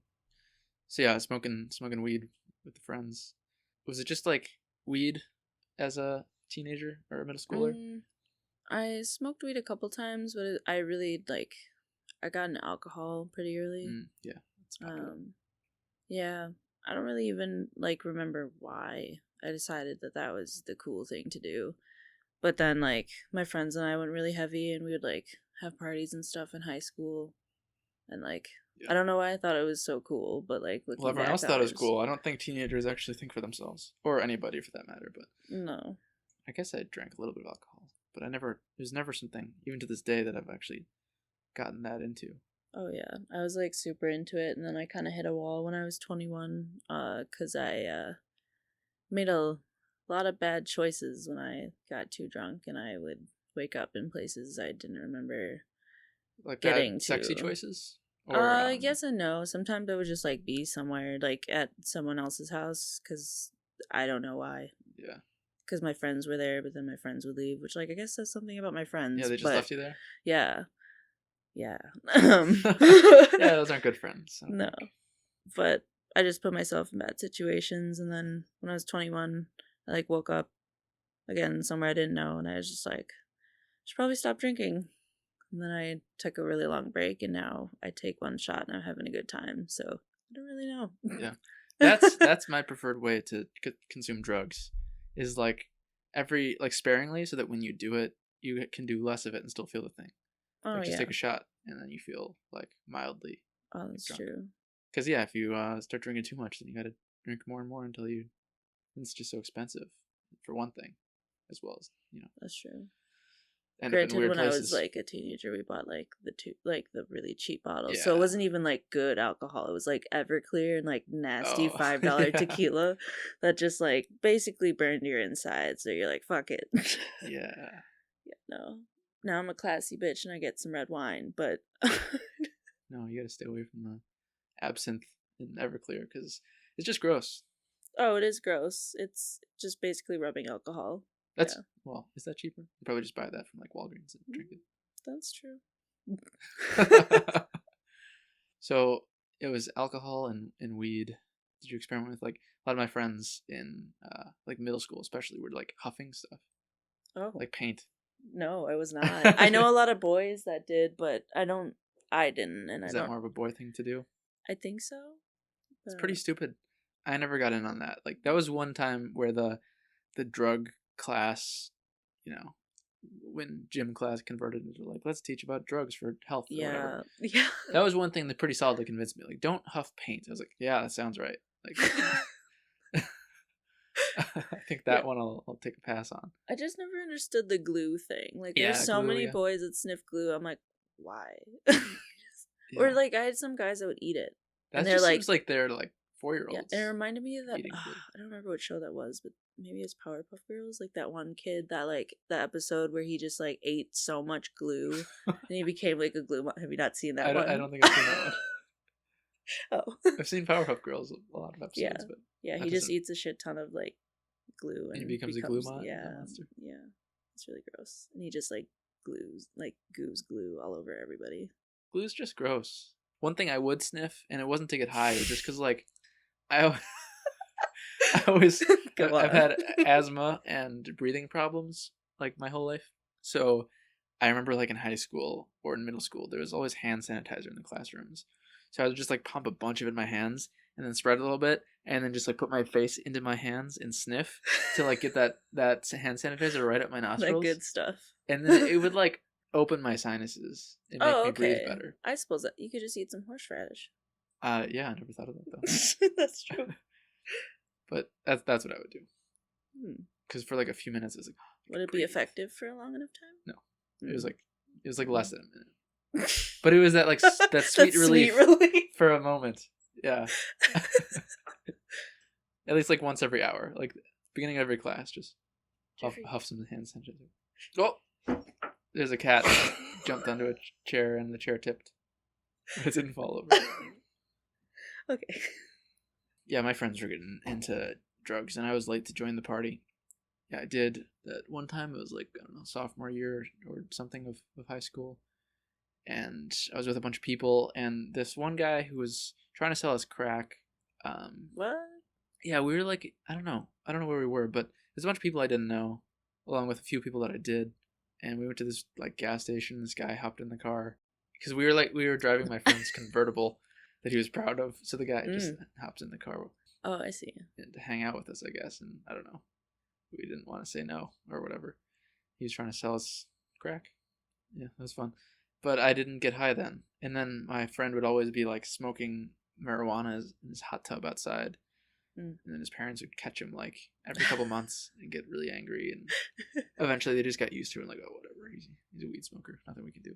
Oh, yeah. But I don't really think I got high. Like, I think the first time was definitely after high school, though. Like when I was like 20 or something. At the apartment.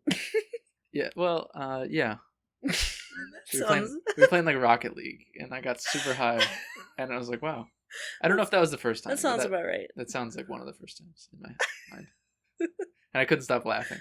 I just remember one time you threw a sock at me, and it was meant for Ian. Was it a wet sock? Yes. Yeah, I think I was on acid then. Oh yeah. I dumped a bunch of water out of the the water pitcher. I took it out of the fridge and just dumped it onto my feet. And then I like walked in it around, and then I took my socks off and I threw them. Yeah, I guess I don't remember the fact that it hit you, but I guess I meant to hit Ian and I hit you. It's okay. One of them hit Ian's arm, the other one hit my cheek. Yeah, that was a good time. Yeah, acid's always a good time. Well, usually. Yeah, that was like a good first time on acid because it was like I think it was pretty purely all like upside, no downside. Oh yeah, and weren't there a couple people there? Yeah, I feel like there were a lot. Yeah, and that was like a nice twist because usually it's just 3 of us or whatever, not like a whole group of people all doing drugs at the same time. Yeah. So what was your first experience on acid? Or psychedelic in general, I guess? It was with Ian, and we were at his house, and I had thought that I had done it when I was younger, and then it didn't work. So I just chalked this up to my first time, and we were all really fucking nervous for some reason. Like, I don't know what we thought was gonna happen. Was it everybody's first time there? Mm-hmm. Okay. Yeah. So we were just like really nervous and kind of getting in our head, and we're just like, fuck it. We're just gonna do it. So we just we got in the pool, we just took it, and we just got in the pool for the first time doing it. That seems like a terrible decision. Like, what if I lose control of my body? I know, let's get in the pool. Fuck it. Yeah, so we're just floating around having a dandy time, and then, we're just high as shit. And then I don't remember how, but we were hanging out in the garage for hours, just crammed on this couch, like all 3 of us just in a line, crammed in this couch, just listening to music on one person's phone. Yeah. And I'm just like, how did we get here? And then Travis came over, and he was just at the edge. We went back to the pool, and he's just at the edge of the pool packing bowls as we're just floating around the pool, and we'll just float to his corner, hit it, and then float back into the pool. So it was pretty great. It's definitely it was the most visual time that I've ever had on acid, but I think it's probably just because of the first time. Do you remember any of the visuals that you would see? It was mostly just everything breathing around me, chairs and just soft things would freak me out because I felt like my hand was getting eaten by them kind of, but it also felt good, so it's just a really conflicting feeling that I was having. I don't know. I just and time was weird because I was like, is time moving really slow or is it moving really fast? I'm moving really slow. I don't know. Yeah. As it's just really weird. And the first time, I think it was just more pure bliss I felt. Yeah. Than any of the other times. But I think it was just because it was raw, and it was all of our first time, so we were just, I don't know, it was good. I guess when you said pure bliss, that made me think that my first time, it wasn't actually it wasn't pure bliss like that. There was a lot of blissful moments, but it was something that I think could be interpreted as could have been a bad trip, but I didn't interpret it that way. I felt like Oh, I was trying to unravel this mystery of like you had loops. yeah, I had loops that I was trying to get out of.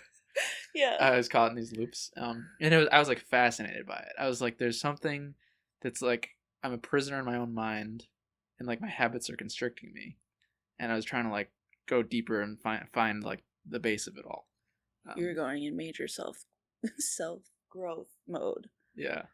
While you're high. Yeah, and I was like writing down all these things. Like, I don't know. Mm-hmm. That was interesting. But I think every time I've only done acid 3 times now. But I think every time that I've done it, I look like a crazy person. Like doubting what I'm looking at is like real or not. And it's not that I'm like seeing things, at least not usually. Just not sure if like, yeah. Oh, sure. Because you're like, on acid, you're not really in control. Yeah. But you just like have more free thought, which could be good or bad, depending on what your usually I feel like it flows between the two a lot for me. Like, oh yeah, but you like, seem to have moment like to a moment. grip. Like if it goes bad, like you communicate that in a pretty like Yeah. as well as you can, and then you just like take a minute, and then you're like back to laughing. So yeah. Yeah, things usually go dark and I'm like, oh fuck, like I can't breathe. Like I forgot how to breathe, which happens a lot actually. Oh When yeah, I'm high. Not even just on acid. I forget how to breathe. teeth fascinate me when I'm on acid. That sounds horrible. Mm-hmm. I'm glad I haven't fixated on teeth yet. Yeah, I think it's just because my 2 front teeth are like not straight, so I just like sit there and just like, not right. Okay. I don't know. I usually like, for me, acid is more of like, since I don't have any meds or any antidepressant, like that is my antidepressant to like let go of all the like bad thoughts and bad shit that might be like harboring me at the time. So I feel like more of myself and more normal, where I know like a lot of people just kind of like lose themselves, but I kind of find myself, if that makes sense. Yeah. I don't know. I feel like maybe I get a mix of both, because I feel like I learn a lot of things on an acid trip. Oh yeah. About myself. Yeah. But at the same time, I do feel like loss of control, or loss of like any sort of sense of self. Like last time I did it, I was with my friend. Both of them were on previous episodes of this podcast, and I kept on thinking I was the dog that was in the room. Oh. There's a dog, and I was like, am I the dog? Like, oh no. Yeah. Huh. I don't know. Interesting. It was weird. I had a moment when I was with like 4 other people, and we were super couch time. So we were just like all sitting watching like YouTube or whatever, and in my brain I thought I was laughing hysterically. Like I thought I was laughing, and we were all talking and everyone was laughing, and in reality like none of us had moved or spoken or done anything for hours except just like drool and watch the TV. Yeah. And then like after we were coming down, I was like, did I hallucinate all of that? And they're like, yeah, we didn't move. Wow. So I don't know. That was like the first time like I lost control, I guess, of like my, I don't know. That kind of thing makes me think of those scenes from like Breaking Bad or other shows where people do heroin, where they like just laying there, like, and then they like fall asleep, but like in their mind they're on some like amazing adventure. Oh yeah. And, like, but if you were to be an outside observer, they just look like they're just laying there. Out. And, I don't know if that's happened to me. I feel like on acid I move you're pretty a lot. active. Yeah. You did laps in them. Oh yeah, I was sprinting laps in the parking lot while I was staring up at the stars at night. I was trying to piece together a map of the universe. Yeah. It didn't work. Yeah. Have you ever had what you would call in your head a bad trip?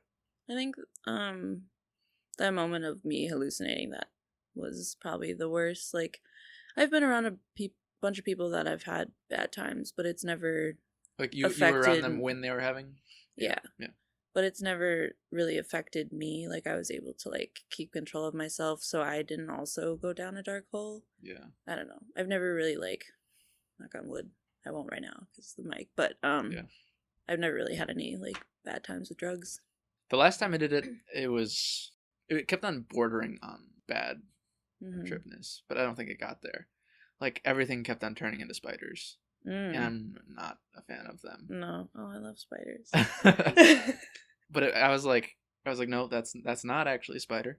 And it got to this point where I was, along with thinking I was the dog, I thought like maybe same night.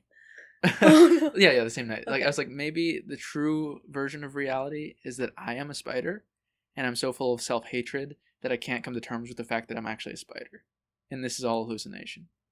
Wow. So, damn, that's really scary.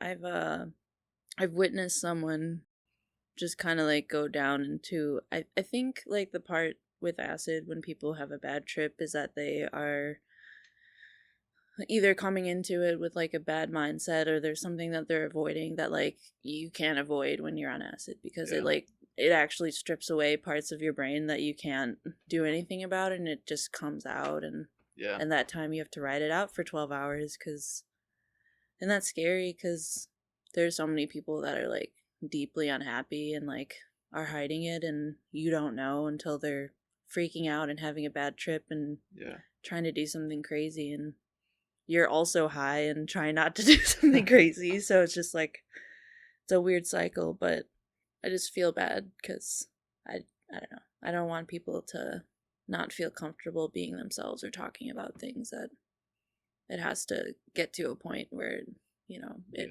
boils over. Right now, I mean, I'm sure there's some sort of scientific literature on this, but that I'd have to look at. But right now, it feels to me like it's the case that when you're on psychedelics, it's just like your right brain taking over, because normally there's that distinction of left and right brain, where your left brain is the one that uses language and writing, and that you would consider yourself to be, where the left brain is very narrow in focus, the right brain is very broad, and where the left brain is more about action, the right brain is about perception. The right brain is kind of like this, almost like this second consciousness inside your head that you're not aware of, that's taking care of a lot of other processes that you're not conscious of. Mm-hmm. And it kind of is the part of you that works on things in the background that you don't actually think about, such that you can be working on a problem in your head for like months, and then you finally have this spark that you got it. And it isn't that you just all of a sudden in one moment came up with this new idea. It was the fact that your right brain had been working on it all this time, just in the background. Interesting. And then now it like delivered this information to the you that you think you are. Wow. So like there's the corpus callosum in your head that connects the two, the left brain and right brain, and usually it doesn't send perfect information. Like you got a lot of synapses in your head that connect all of your neurons together, but they don't all go across your entire brain. So you're only getting partial communication between left and right. And it seems like this like more creative aspect, and this aspect that's been thinking about like reality and all these problems that you have that maybe you've been purposely ignoring, those get exposed when you're on psychedelics, and because your right brain takes over and is much more vocal and creative. And you can get these like deep feeling insights because that's like what the right brain does. Typically the right brain is more in touch with reality than the left brain is.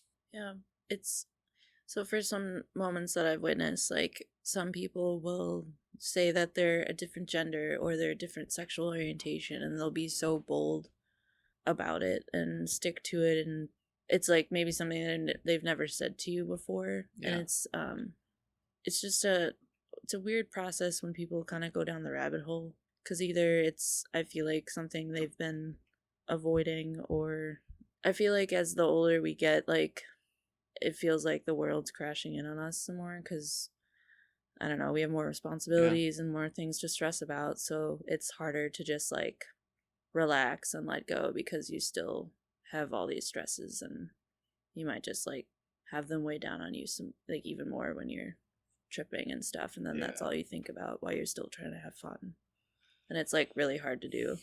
That's what I've noticed with people, is like I'm the one who's still like going crazy and having fun, but I know that people around me they have those moments when we're tripping where they get really into life in a bad way. Yeah. And at that point, like, do you stop taking psychedelics because it's not good for you anymore?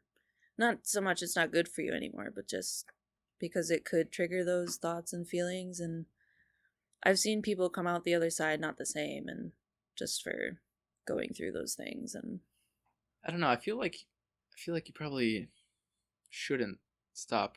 I mean, you shouldn't like do it excessively, but I feel like the fact that I have had like bad trips and bad experiences and dwelling too much, taking things too seriously in like psychedelic trips. I don't know. For me, I feel like that I want to do it again to like overcome that Oh, sure. kind of thing. And I don't know. I feel like that's a bad place to leave it if you have a bad trip that like really fucks you up and like messes with your life. I feel like at some point in the future you should probably do it again. Yeah, it's kind of like facing your fear. Yeah, I don't know, to like come to terms with what you discovered that last time. Oh, definitely. Because I feel like you can, if you have a bad trip, I feel like you have some sort of capacity to maybe like talk yourself out of it. It's just a strong mental will that you have to come up with, and I don't feel like I have that. I just feel like I'm better at avoiding my problems than other people might be. Oh, so maybe that means that when you do have a bad trip, it'll be horrible. Maybe. it'll be like 10 years worth of bad trips. Yeah. All in one. Yeah, I don't think, I think my 30th birthday, I'm just not gonna, because like existential crisis will be impending. Yeah. The first 3 times. The first time, like no aspects of a bad trip. The second time, I thought was pretty bad. The third time was a mix, but I feel like both those last 2 times, I managed to like turn it back around before the end. Mm-hmm. So I wasn't going crazy at the very end of it. That second time I did acid, I was like parts of my consciousness. I don't know if this will make any sense. Parts of my consciousness were like breaking into pieces, and then like swirling around, and then getting more distant, and then new ones would break, and it was like a funnel going back in time. And then each one was like a fictionalized version of what was happening, and I had to like trace all these pieces back to each other and figure out if this was actually happening or if I was just making shit up in my head. Like I thought I pissed my pants. And that's a thing for acid. Yeah. Like whether people think or they actually do piss their pants. Yeah. I was like so caught up, like I pissed my pants, and I didn't actually piss my pants. At least, did I? No. Okay. Yeah, I didn't actually piss my pants.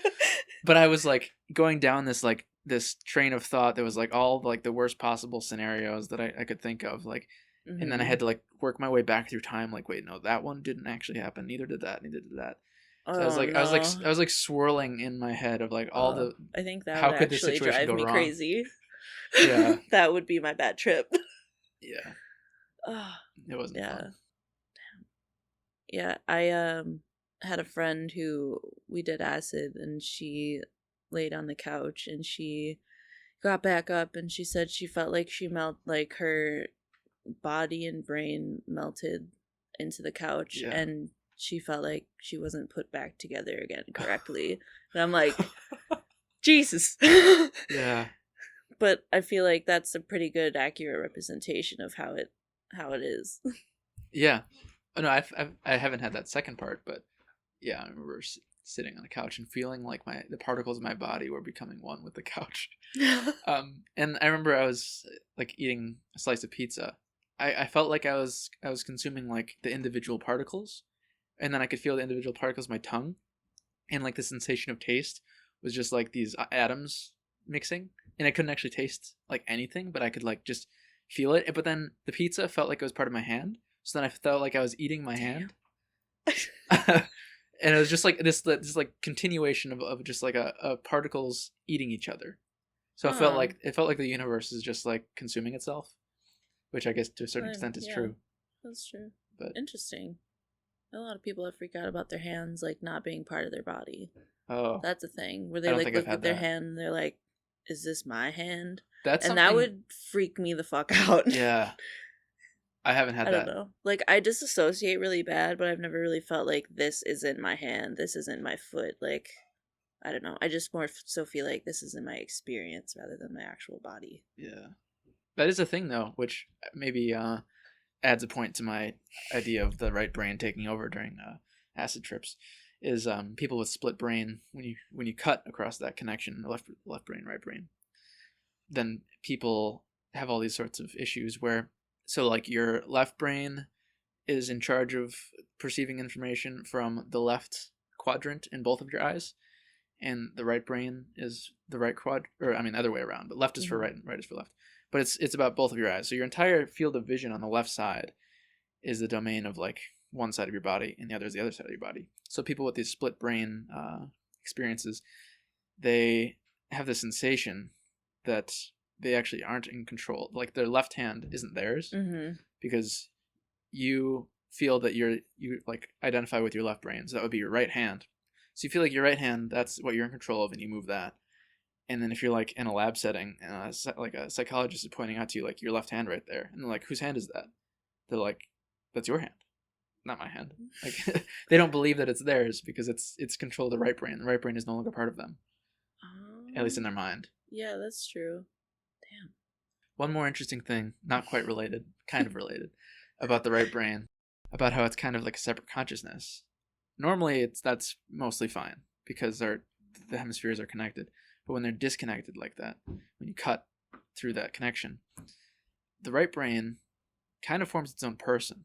There are circumstances with people who have the split brain where you're reaching into a closet and you might grab out a coat with your right hand, but then your left hand pushes that coat back into the closet, and then your hands disagree with each other. Oh. Or like you're hugging your wife with your right hand, but you're pushing her away with the left because your right and left brain don't agree on how they actually want to interact with the world. That would be frustrating as hell. Yeah. And since your left brain is the one that's in control of speech and the one you think you are, your right brain is this like other entity that's inside you, has a consciousness all of its own, and reacts to the world and like wants to do things. Like your left hand is doing something, but it's not you. So it's like a prisoner.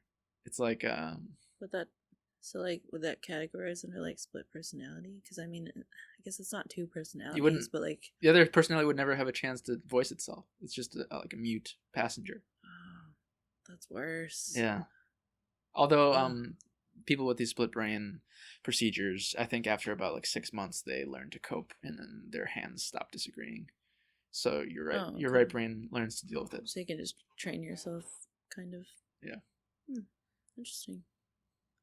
That'd be scary. Losing control of mind and body is terrifying to me. Yeah, I'd like to achieve that kind of status of like the monks who can just live in a cave for 10 years, where like you could just pull out their brain from their body and like put it in a vat and like keep it alive, and they would be having this conscious experience of like nothingness, but they wouldn't be driven crazy by it because they're so like at peace with reality. Oh yeah. Or like you could like torture somebody or light yourself on fire and you wouldn't be bothered because you've achieved like nirvana or whatever. That would be dope. I feel like I reached nirvana when I'm on acid, but I guess I don't know because I have nothing to compare. Yeah. Monk nirvana and drug nirvana. Yeah. Well, I think that's a thing. Well, it was actually a thing for me too. Is acid trips or psychedelic trips are like a motivator for getting into meditation. Oh yeah, I've been talking about that with my coworkers a lot because they do it multiple times a day. Like even if they just get a little bit stressed, they're like, I have to meditate. I'm gonna lose my shit. Yeah. And I'm like, I'm just constantly losing my shit, so maybe I should meditate. Yeah. That's actually, I think, yeah, just like therapy, everybody should probably meditate. Mm-hmm. I just don't have the focus. I don't want to say patience because I can sit forever, but I think that's exactly the thing. That's why you need to meditate. It's not that you would expect instant success, that you can be a master, but the fact that you don't have the focus through meditation, you would practice that focus. That's true. I want to be a calm bitch. Yeah. You just like, I don't know, detach for a few moments when you're angry. Be mindful of the moment and what's happening around you and realize it's not that big of a deal. But yeah, so like when you do psychedelics, at least seems like for most people, you have this sort of spiritual experience, whatever that means, that like, I don't know, you realize there's something more to be perceived about the universe or about your consciousness that you're not ordinarily perceiving. You're not ordinarily paying attention to, which I think is the left brain, right brain thing. Like left brain very focused on like a little cone of consciousness, where the right brain is like a whole sphere of consciousness. Oh yeah. So then when you do psychedelics, you're more aware of like reality as a whole. And then people say that you can achieve that through meditation as well. So then instead of having to rely on psychedelics to get there, you could do it through just your own mind. Because one thing that I like to think about is that anything that you achieve through doing drugs is potentially achievable, or hypothetically can be also achieved without the drugs, because it's just taking advantage of things that are already aspects of your brain. Oh, yeah. You know, you already have these neurotransmitters that are being affected. So like any mental state that you can get into with a drug, you can get there somehow without a drug. Oh yeah, definitely. I feel like that's why people like microdosing is a thing now, because then you can just like wean yourself off once you feel like you're in a stable enough mental state after doing that for so long. I always kind of had the opinion that I never really knew what people meant by spirituality, and always seemed like mumbo jumbo. And it still does, depending on how people talk about it. And like meditation seemed like some silly thing that I guess I had a misapprehension of. But after I did acid for the first time, then I was like, maybe there is actually something there. So then I kind of got into meditation. I don't actually do it on a regular basis, but I feel like just even like it doesn't have to do with like breathing exercises, I'm guessing. Is that, or some of them. Yeah, I feel paying attention to the breath. Yeah, I'm really bad at just like taking a moment and just like having perspective at the situation. Like you said, like it's not that big of a deal. To my brain, it's a huge deal. Yeah. But then like afterward, when I reassess the situation, I'm like, wow, it didn't matter really. You freaked out over a sweatshirt. Like, I don't know. Hindsight is 20/20. Yeah, I mean that's probably like why people need it and why I need it also, because it's easy to get lost in the moment and take things too seriously, or think things are more consequential than they actually are. Yeah. So what other psychedelics have you experimented with? Well, I've tried shrooms twice, and the first time was slightly terrifying because when I took it, so you know how like on your camera phone, like the older one, they had like the sepia, the like monotone one, and like different stuff. So like my eyeballs were literally just rotating through different variations of that. Like, and I was just like, wow, my eyes are broken. I can never see normal again. So I was doing that for like a half an hour, and then my stomach hurt so bad, and I threw up like, I don't know, for a while. And I don't know, shrooms really aren't for me. And I think it's just because I don't like mushrooms. Oh, I don't either. Maybe. That's why I haven't done them. Yeah. Everyone says that they're better because they're more natural, but I just would prefer doing acid. Yeah. Every time. I was going to ask you about that too, like the difference that you feel in them. Because people say to me things like... It's a shorter trip. That's why people like them more, but I just prefer going ham. And if I don't want to go ham, I could just take tab. You know, it's the same thing. Right. Yeah. Like I was saying before, doing it less, but more violently. That's my general way of doing it. I like to go ham or not at all. Yeah, pretty much. Yeah.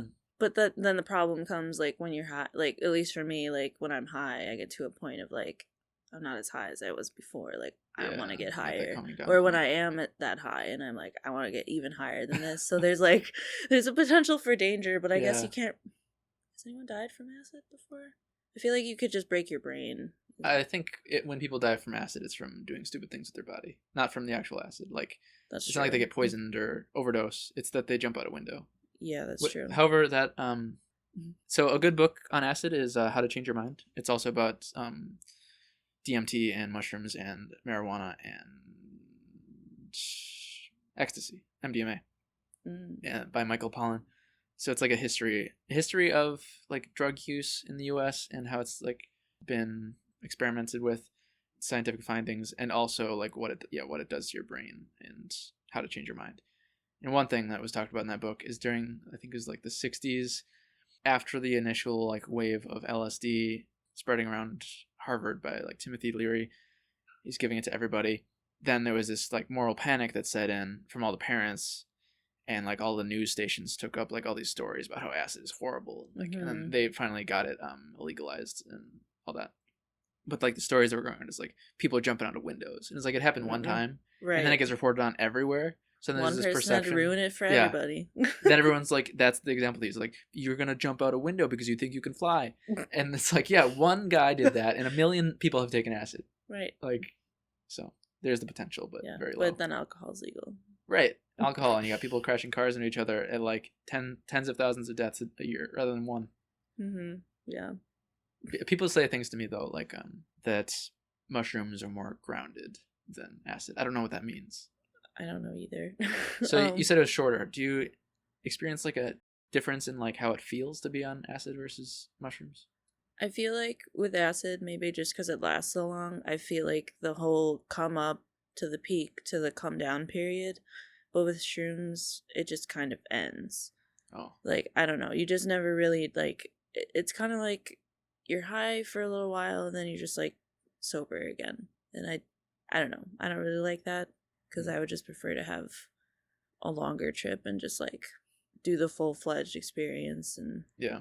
I don't know. Because it honestly just ended up having a tummy ache, like, the next day. And it made me feel like shit. Versus, like, acid, I get, like, kind of worn out, but mostly just, like, tired. But I don't feel like garbage. I feel like really tired after acid. Oh yeah. Like it I can't gets sleep. Worse the more you do it, I feel like. Oh really? Oh. I think. Well, okay, actually, so yeah, definitely the first 2 times, like I could not sleep while I was high, and then there was that like 12-hour period of like being high, but then I had like a 2-day period afterward of feeling like reality was off a bit. Oh sure, yeah. And then during that time, I still felt like really tired. But this latest time that I did it, I managed to actually fall asleep within a day when normally I can't. And I'm impressed. I can't yeah. And then I didn't have any sort of like reality distortion after the fact. Like I felt like completely normal again. What? Residual effect. But do you prefer it that way? I think it was overall more pleasant to not feel like out of touch with reality for 2 days. That's true. But the last time that did happen, that I was out of touch with reality, I had some really good ideas. So I don't know. Did you write them down? I did. Yeah. Nice. Yeah. I kind of in my mind tentatively attribute that third time, that not having that residual after effect, to the fact that I drank like 40 glasses of water while I was on acid. I was super thirsty and I was drinking glasses of water all over the place and going to the bathroom like every 10 minutes. You've inspired me. I drink so much water when I'm tripping now because that one day you're just like, oh, so much water. I'm like, you're right. Yeah. That's something I focus on. That's one of the loops. Yeah. One of the like deepest habit loops that I've noticed in humans. I mean, it's probably obvious, but I'm terrible at drinking water, but when I'm on acid, I'm a pro. Hydro homie. That's the subreddit that you go on if you love water. So I don't know, maybe the fact that I drank so much water helped, like, I don't know, cleanse the acid out of my body. That's true. I don't know if that's a thing. Maybe. I feel like for me, like, I usually try to eat and then I take it, and then because I'm not hungry, and if I don't eat, then I won't eat for 12 hours until I'm coming down, and then I'm gonna munch hard. Yeah. But I usually try to make sure it's like raspberries or like fruits or something, so I'm munching on something that's not gonna like make me feel worse when I actually do wake up.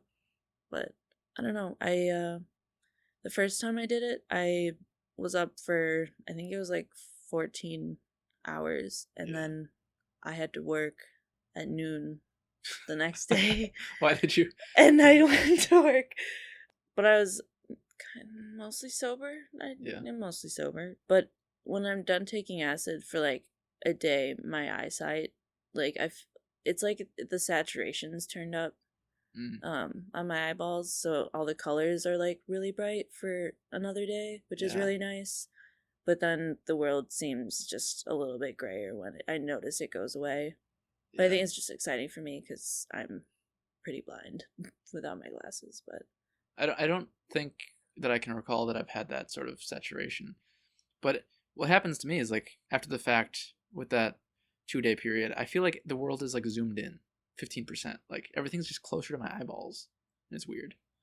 I noticed as I'm like getting older, and like I haven't done it in a while, but like the last time I did, I slept all day the next day.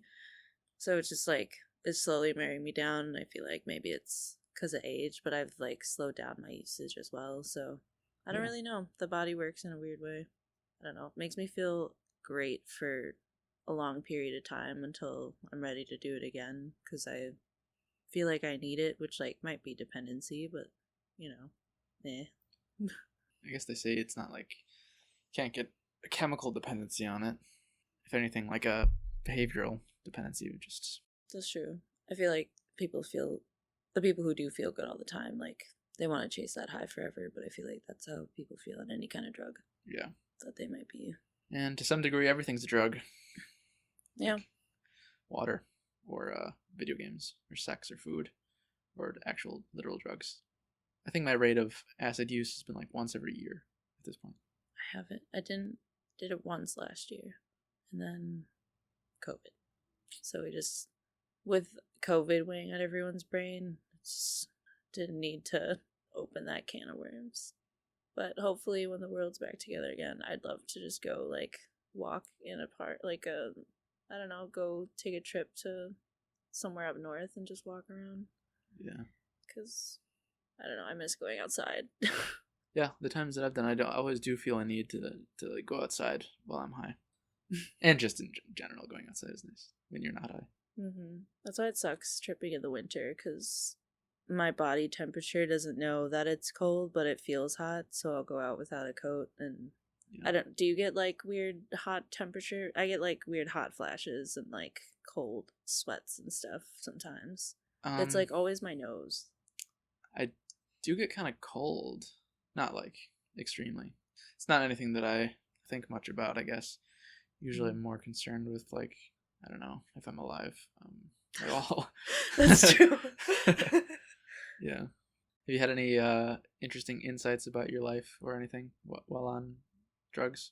I guess like with the whole thinking about trauma and stuff, it like made me think more about how situations I've encountered were fucked up, and it wasn't something that I should have overlooked, because there's a lot of stuff that like growing up I was just like, oh, that's fine, that's just like how it is. But then like when I'm on acid and I like I have no choice but to sit there and think about it, I'm just like, wow, I should not have just like stood back and let that happen, or at least like not allowed it to be normalized, because a lot of stuff, or just like even like growing up, there are things that you might miss in like the nurture stage that like just isn't there for the rest of your life. And like, I don't know, think about just how to fix that and like be better, and not, even if something is missing, still like feel fulfilled or whatever. And I'm just always like really trying to focus on like emotional growth and maturity these days, because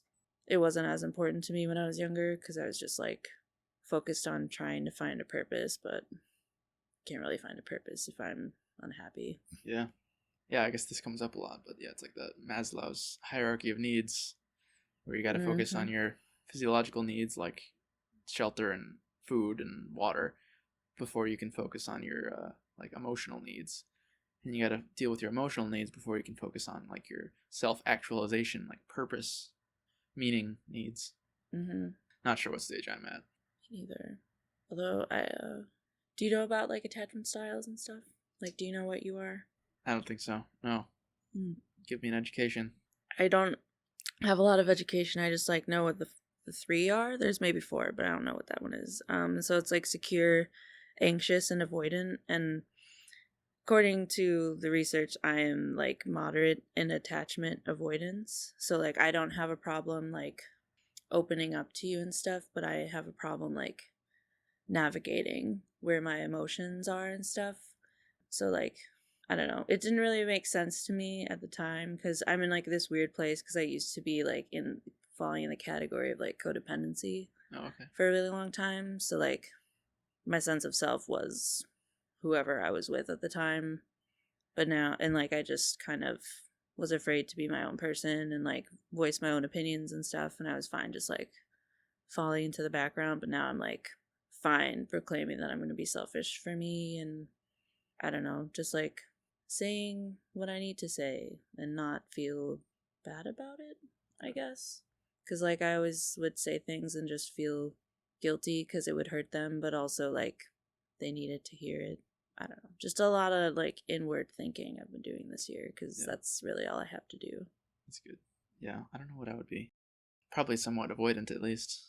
Yeah, avoidant has a lot to do with like avoiding your emotions and avoiding like people, and just like your closeness with like in your relationships and stuff. So you feel uncomfortable opening up and letting people know the real Wade. Yeah, I get that a lot. Yeah. Like, yeah, I guess I don't have a problem like talking to people. It's not like I'm so like anxious about social interaction that I keep to myself or anything.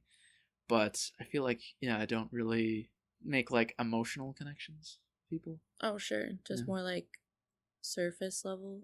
I don't know if surface levels, right? Still like I don't know how to put it. It's something that I feel like there is a amount of uncomfort that I feel like expressing my emotions to people, I guess. Oh, sure. No, I feel that. Yeah. I'm just kind of a wet noodle of emotions now because when I was younger, I used to just be like a vault of like, don't show anything. And now Yeah. it's like, I feel like I reached a point where like I couldn't hold all that. So now it's just kind of like seeping out everywhere. So like, even if I'm just like, I'm doing pretty good right now because I thought I would cry by now because I'm a big baby. I can't have Like during this conversation. yeah, I can't have normal conversations sometimes because I just start crying. Like my mom used to be like that, so maybe I learned it from watching her. But like, I don't know, it's just like a weird turn. Yeah. One thing that I'm really bad at is like dealing with like other people's expression of like emotion. Oh sure, Like, yeah, it makes people uncomfortable when they're talking about No, that makes sense. That is one thing that I think is improved, or like I'm more, I don't know, in touch with if I do like psychedelics or something, letting people know how I feel about them. Oh yeah. Oh yeah. But even if you can't form words, you're pretty good at being like, hey, I need this. Yeah. Yeah, definitely. I want to get to the point where I'm secure and not like worry about things, but that's like hopefully farther down the line. But apparently that's like you have no worries about anything whatsoever and you feel confident and 100% in yourself, which seems like ignorant bliss to me, but like, hey, if that's on a category, I'll take it. Yeah. I feel that way in some dimensions of like a security of like self, not in others. I don't know. I feel like I've been really on the like self-improvement track, trying to always like form productive habits and like make sure I'm like learning and like increasing something like within myself every day. But I think probably one area that I've not done enough on is like that emotional intelligence side of things. Oh yeah, that's like all I'm really good at. But the rest of it, not so much. Yeah, it was a weird. I was reading about it, and it goes from like low, moderate, and high. So you could like fall into any three categories of the other three categories. Yeah. Okay. So I'm moderate, so I'm like right in the middle. So I am not afraid of showing emotion, but I'm also not. I don't even remember what the high one was, but I think it was just avoiding people in general. So like I'm in the middle of being fine. But then anxious was like you're afraid of the world around you and afraid of everything and you're just anxious about. So like you just be a worrywart about like where everyone was or what everyone was doing or if like the people around you even cared about you kind of thing. So you just be worried about everything all the time, which not really. Like sometimes I get in that way, but not too often. That was secure, avoidant, and anxious?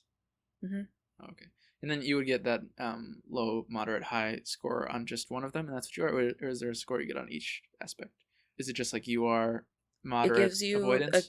like it says you are avoidant, and then it tells you whether you are low, moderate, or high. Gotcha. Yeah.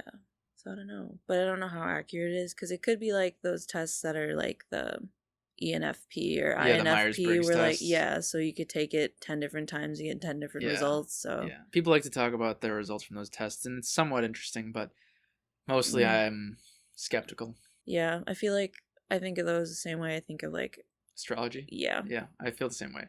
I think Myers-Briggs is an improvement because at least there is some input. You have to take a quiz.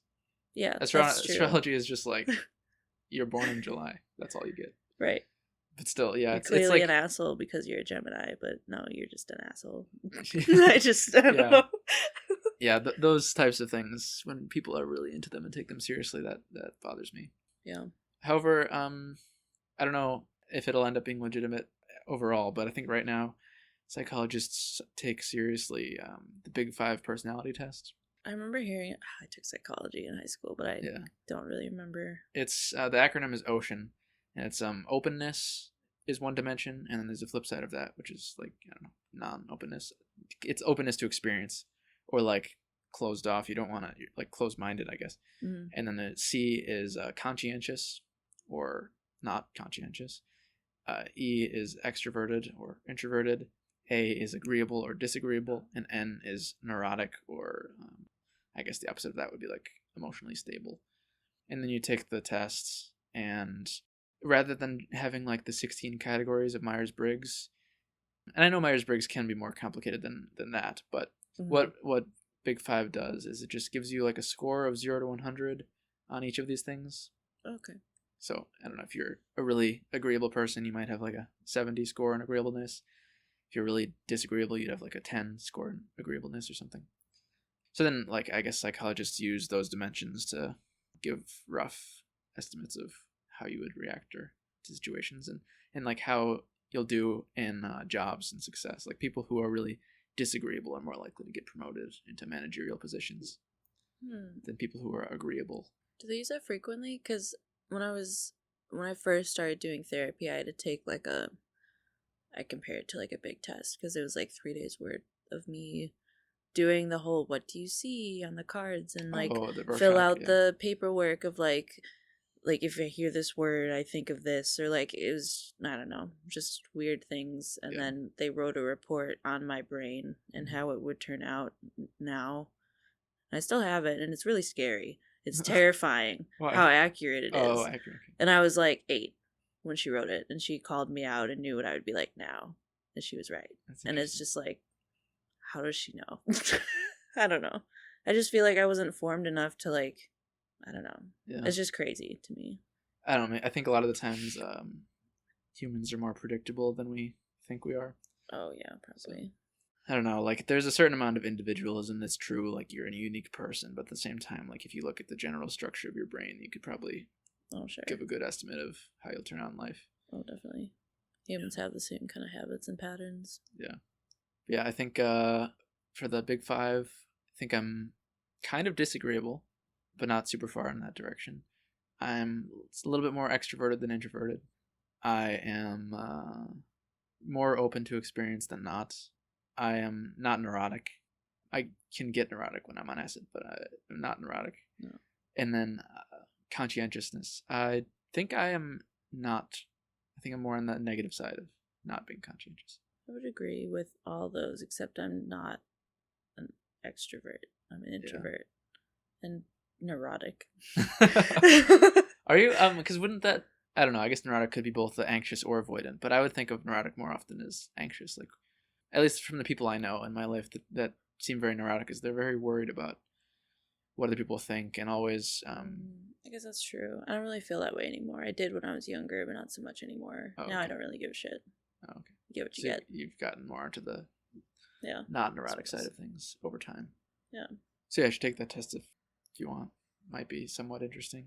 Slightly more valid than Myers-Briggs. Yeah. I don't know how valid, but... Oh yeah, and I think also conscientiousness is... I don't know how much this matters, but I think it's slightly related to conservatism. And not very. Yeah, and openness to experience is related to liberalism, I think. Interesting. Yeah. Well, we've been talking for like 2 hours and 20 minutes or so. Oh, wow. Which I think is a sizable chunk of time. Yeah. I guess before we end it, I will ask you of any sort of recommendation that you think the listener should do, such as maybe listen to a certain music, or I know we already talked about those podcasts, the mythology ones and the serial killer ones, but I don't know, any sort of thing that you think is worthwhile to do, or read a book, or maybe a movie, or anything like that. I guess there's a show that I would recommend that I'm obsessed with. It's called Lovecraft Country. Oh yeah, it's on HBO. It's so good. It's really good, and it's very needed for the times that we're in right now. Is that like taking Lovecraft ideas, but in like a modern environment? It's set in the 60s, I believe. Oh, okay. So it's racially charged more so, and then it just has like a sprinkle of magic and monsters and stuff. Oh, okay. But I don't want to spoil anything, but it's just really good. HBO has not disappointed me in some of the shows beside Game of Thrones. Yeah, I'm just really obsessed with that, and That's all I got, I guess. No, that's good.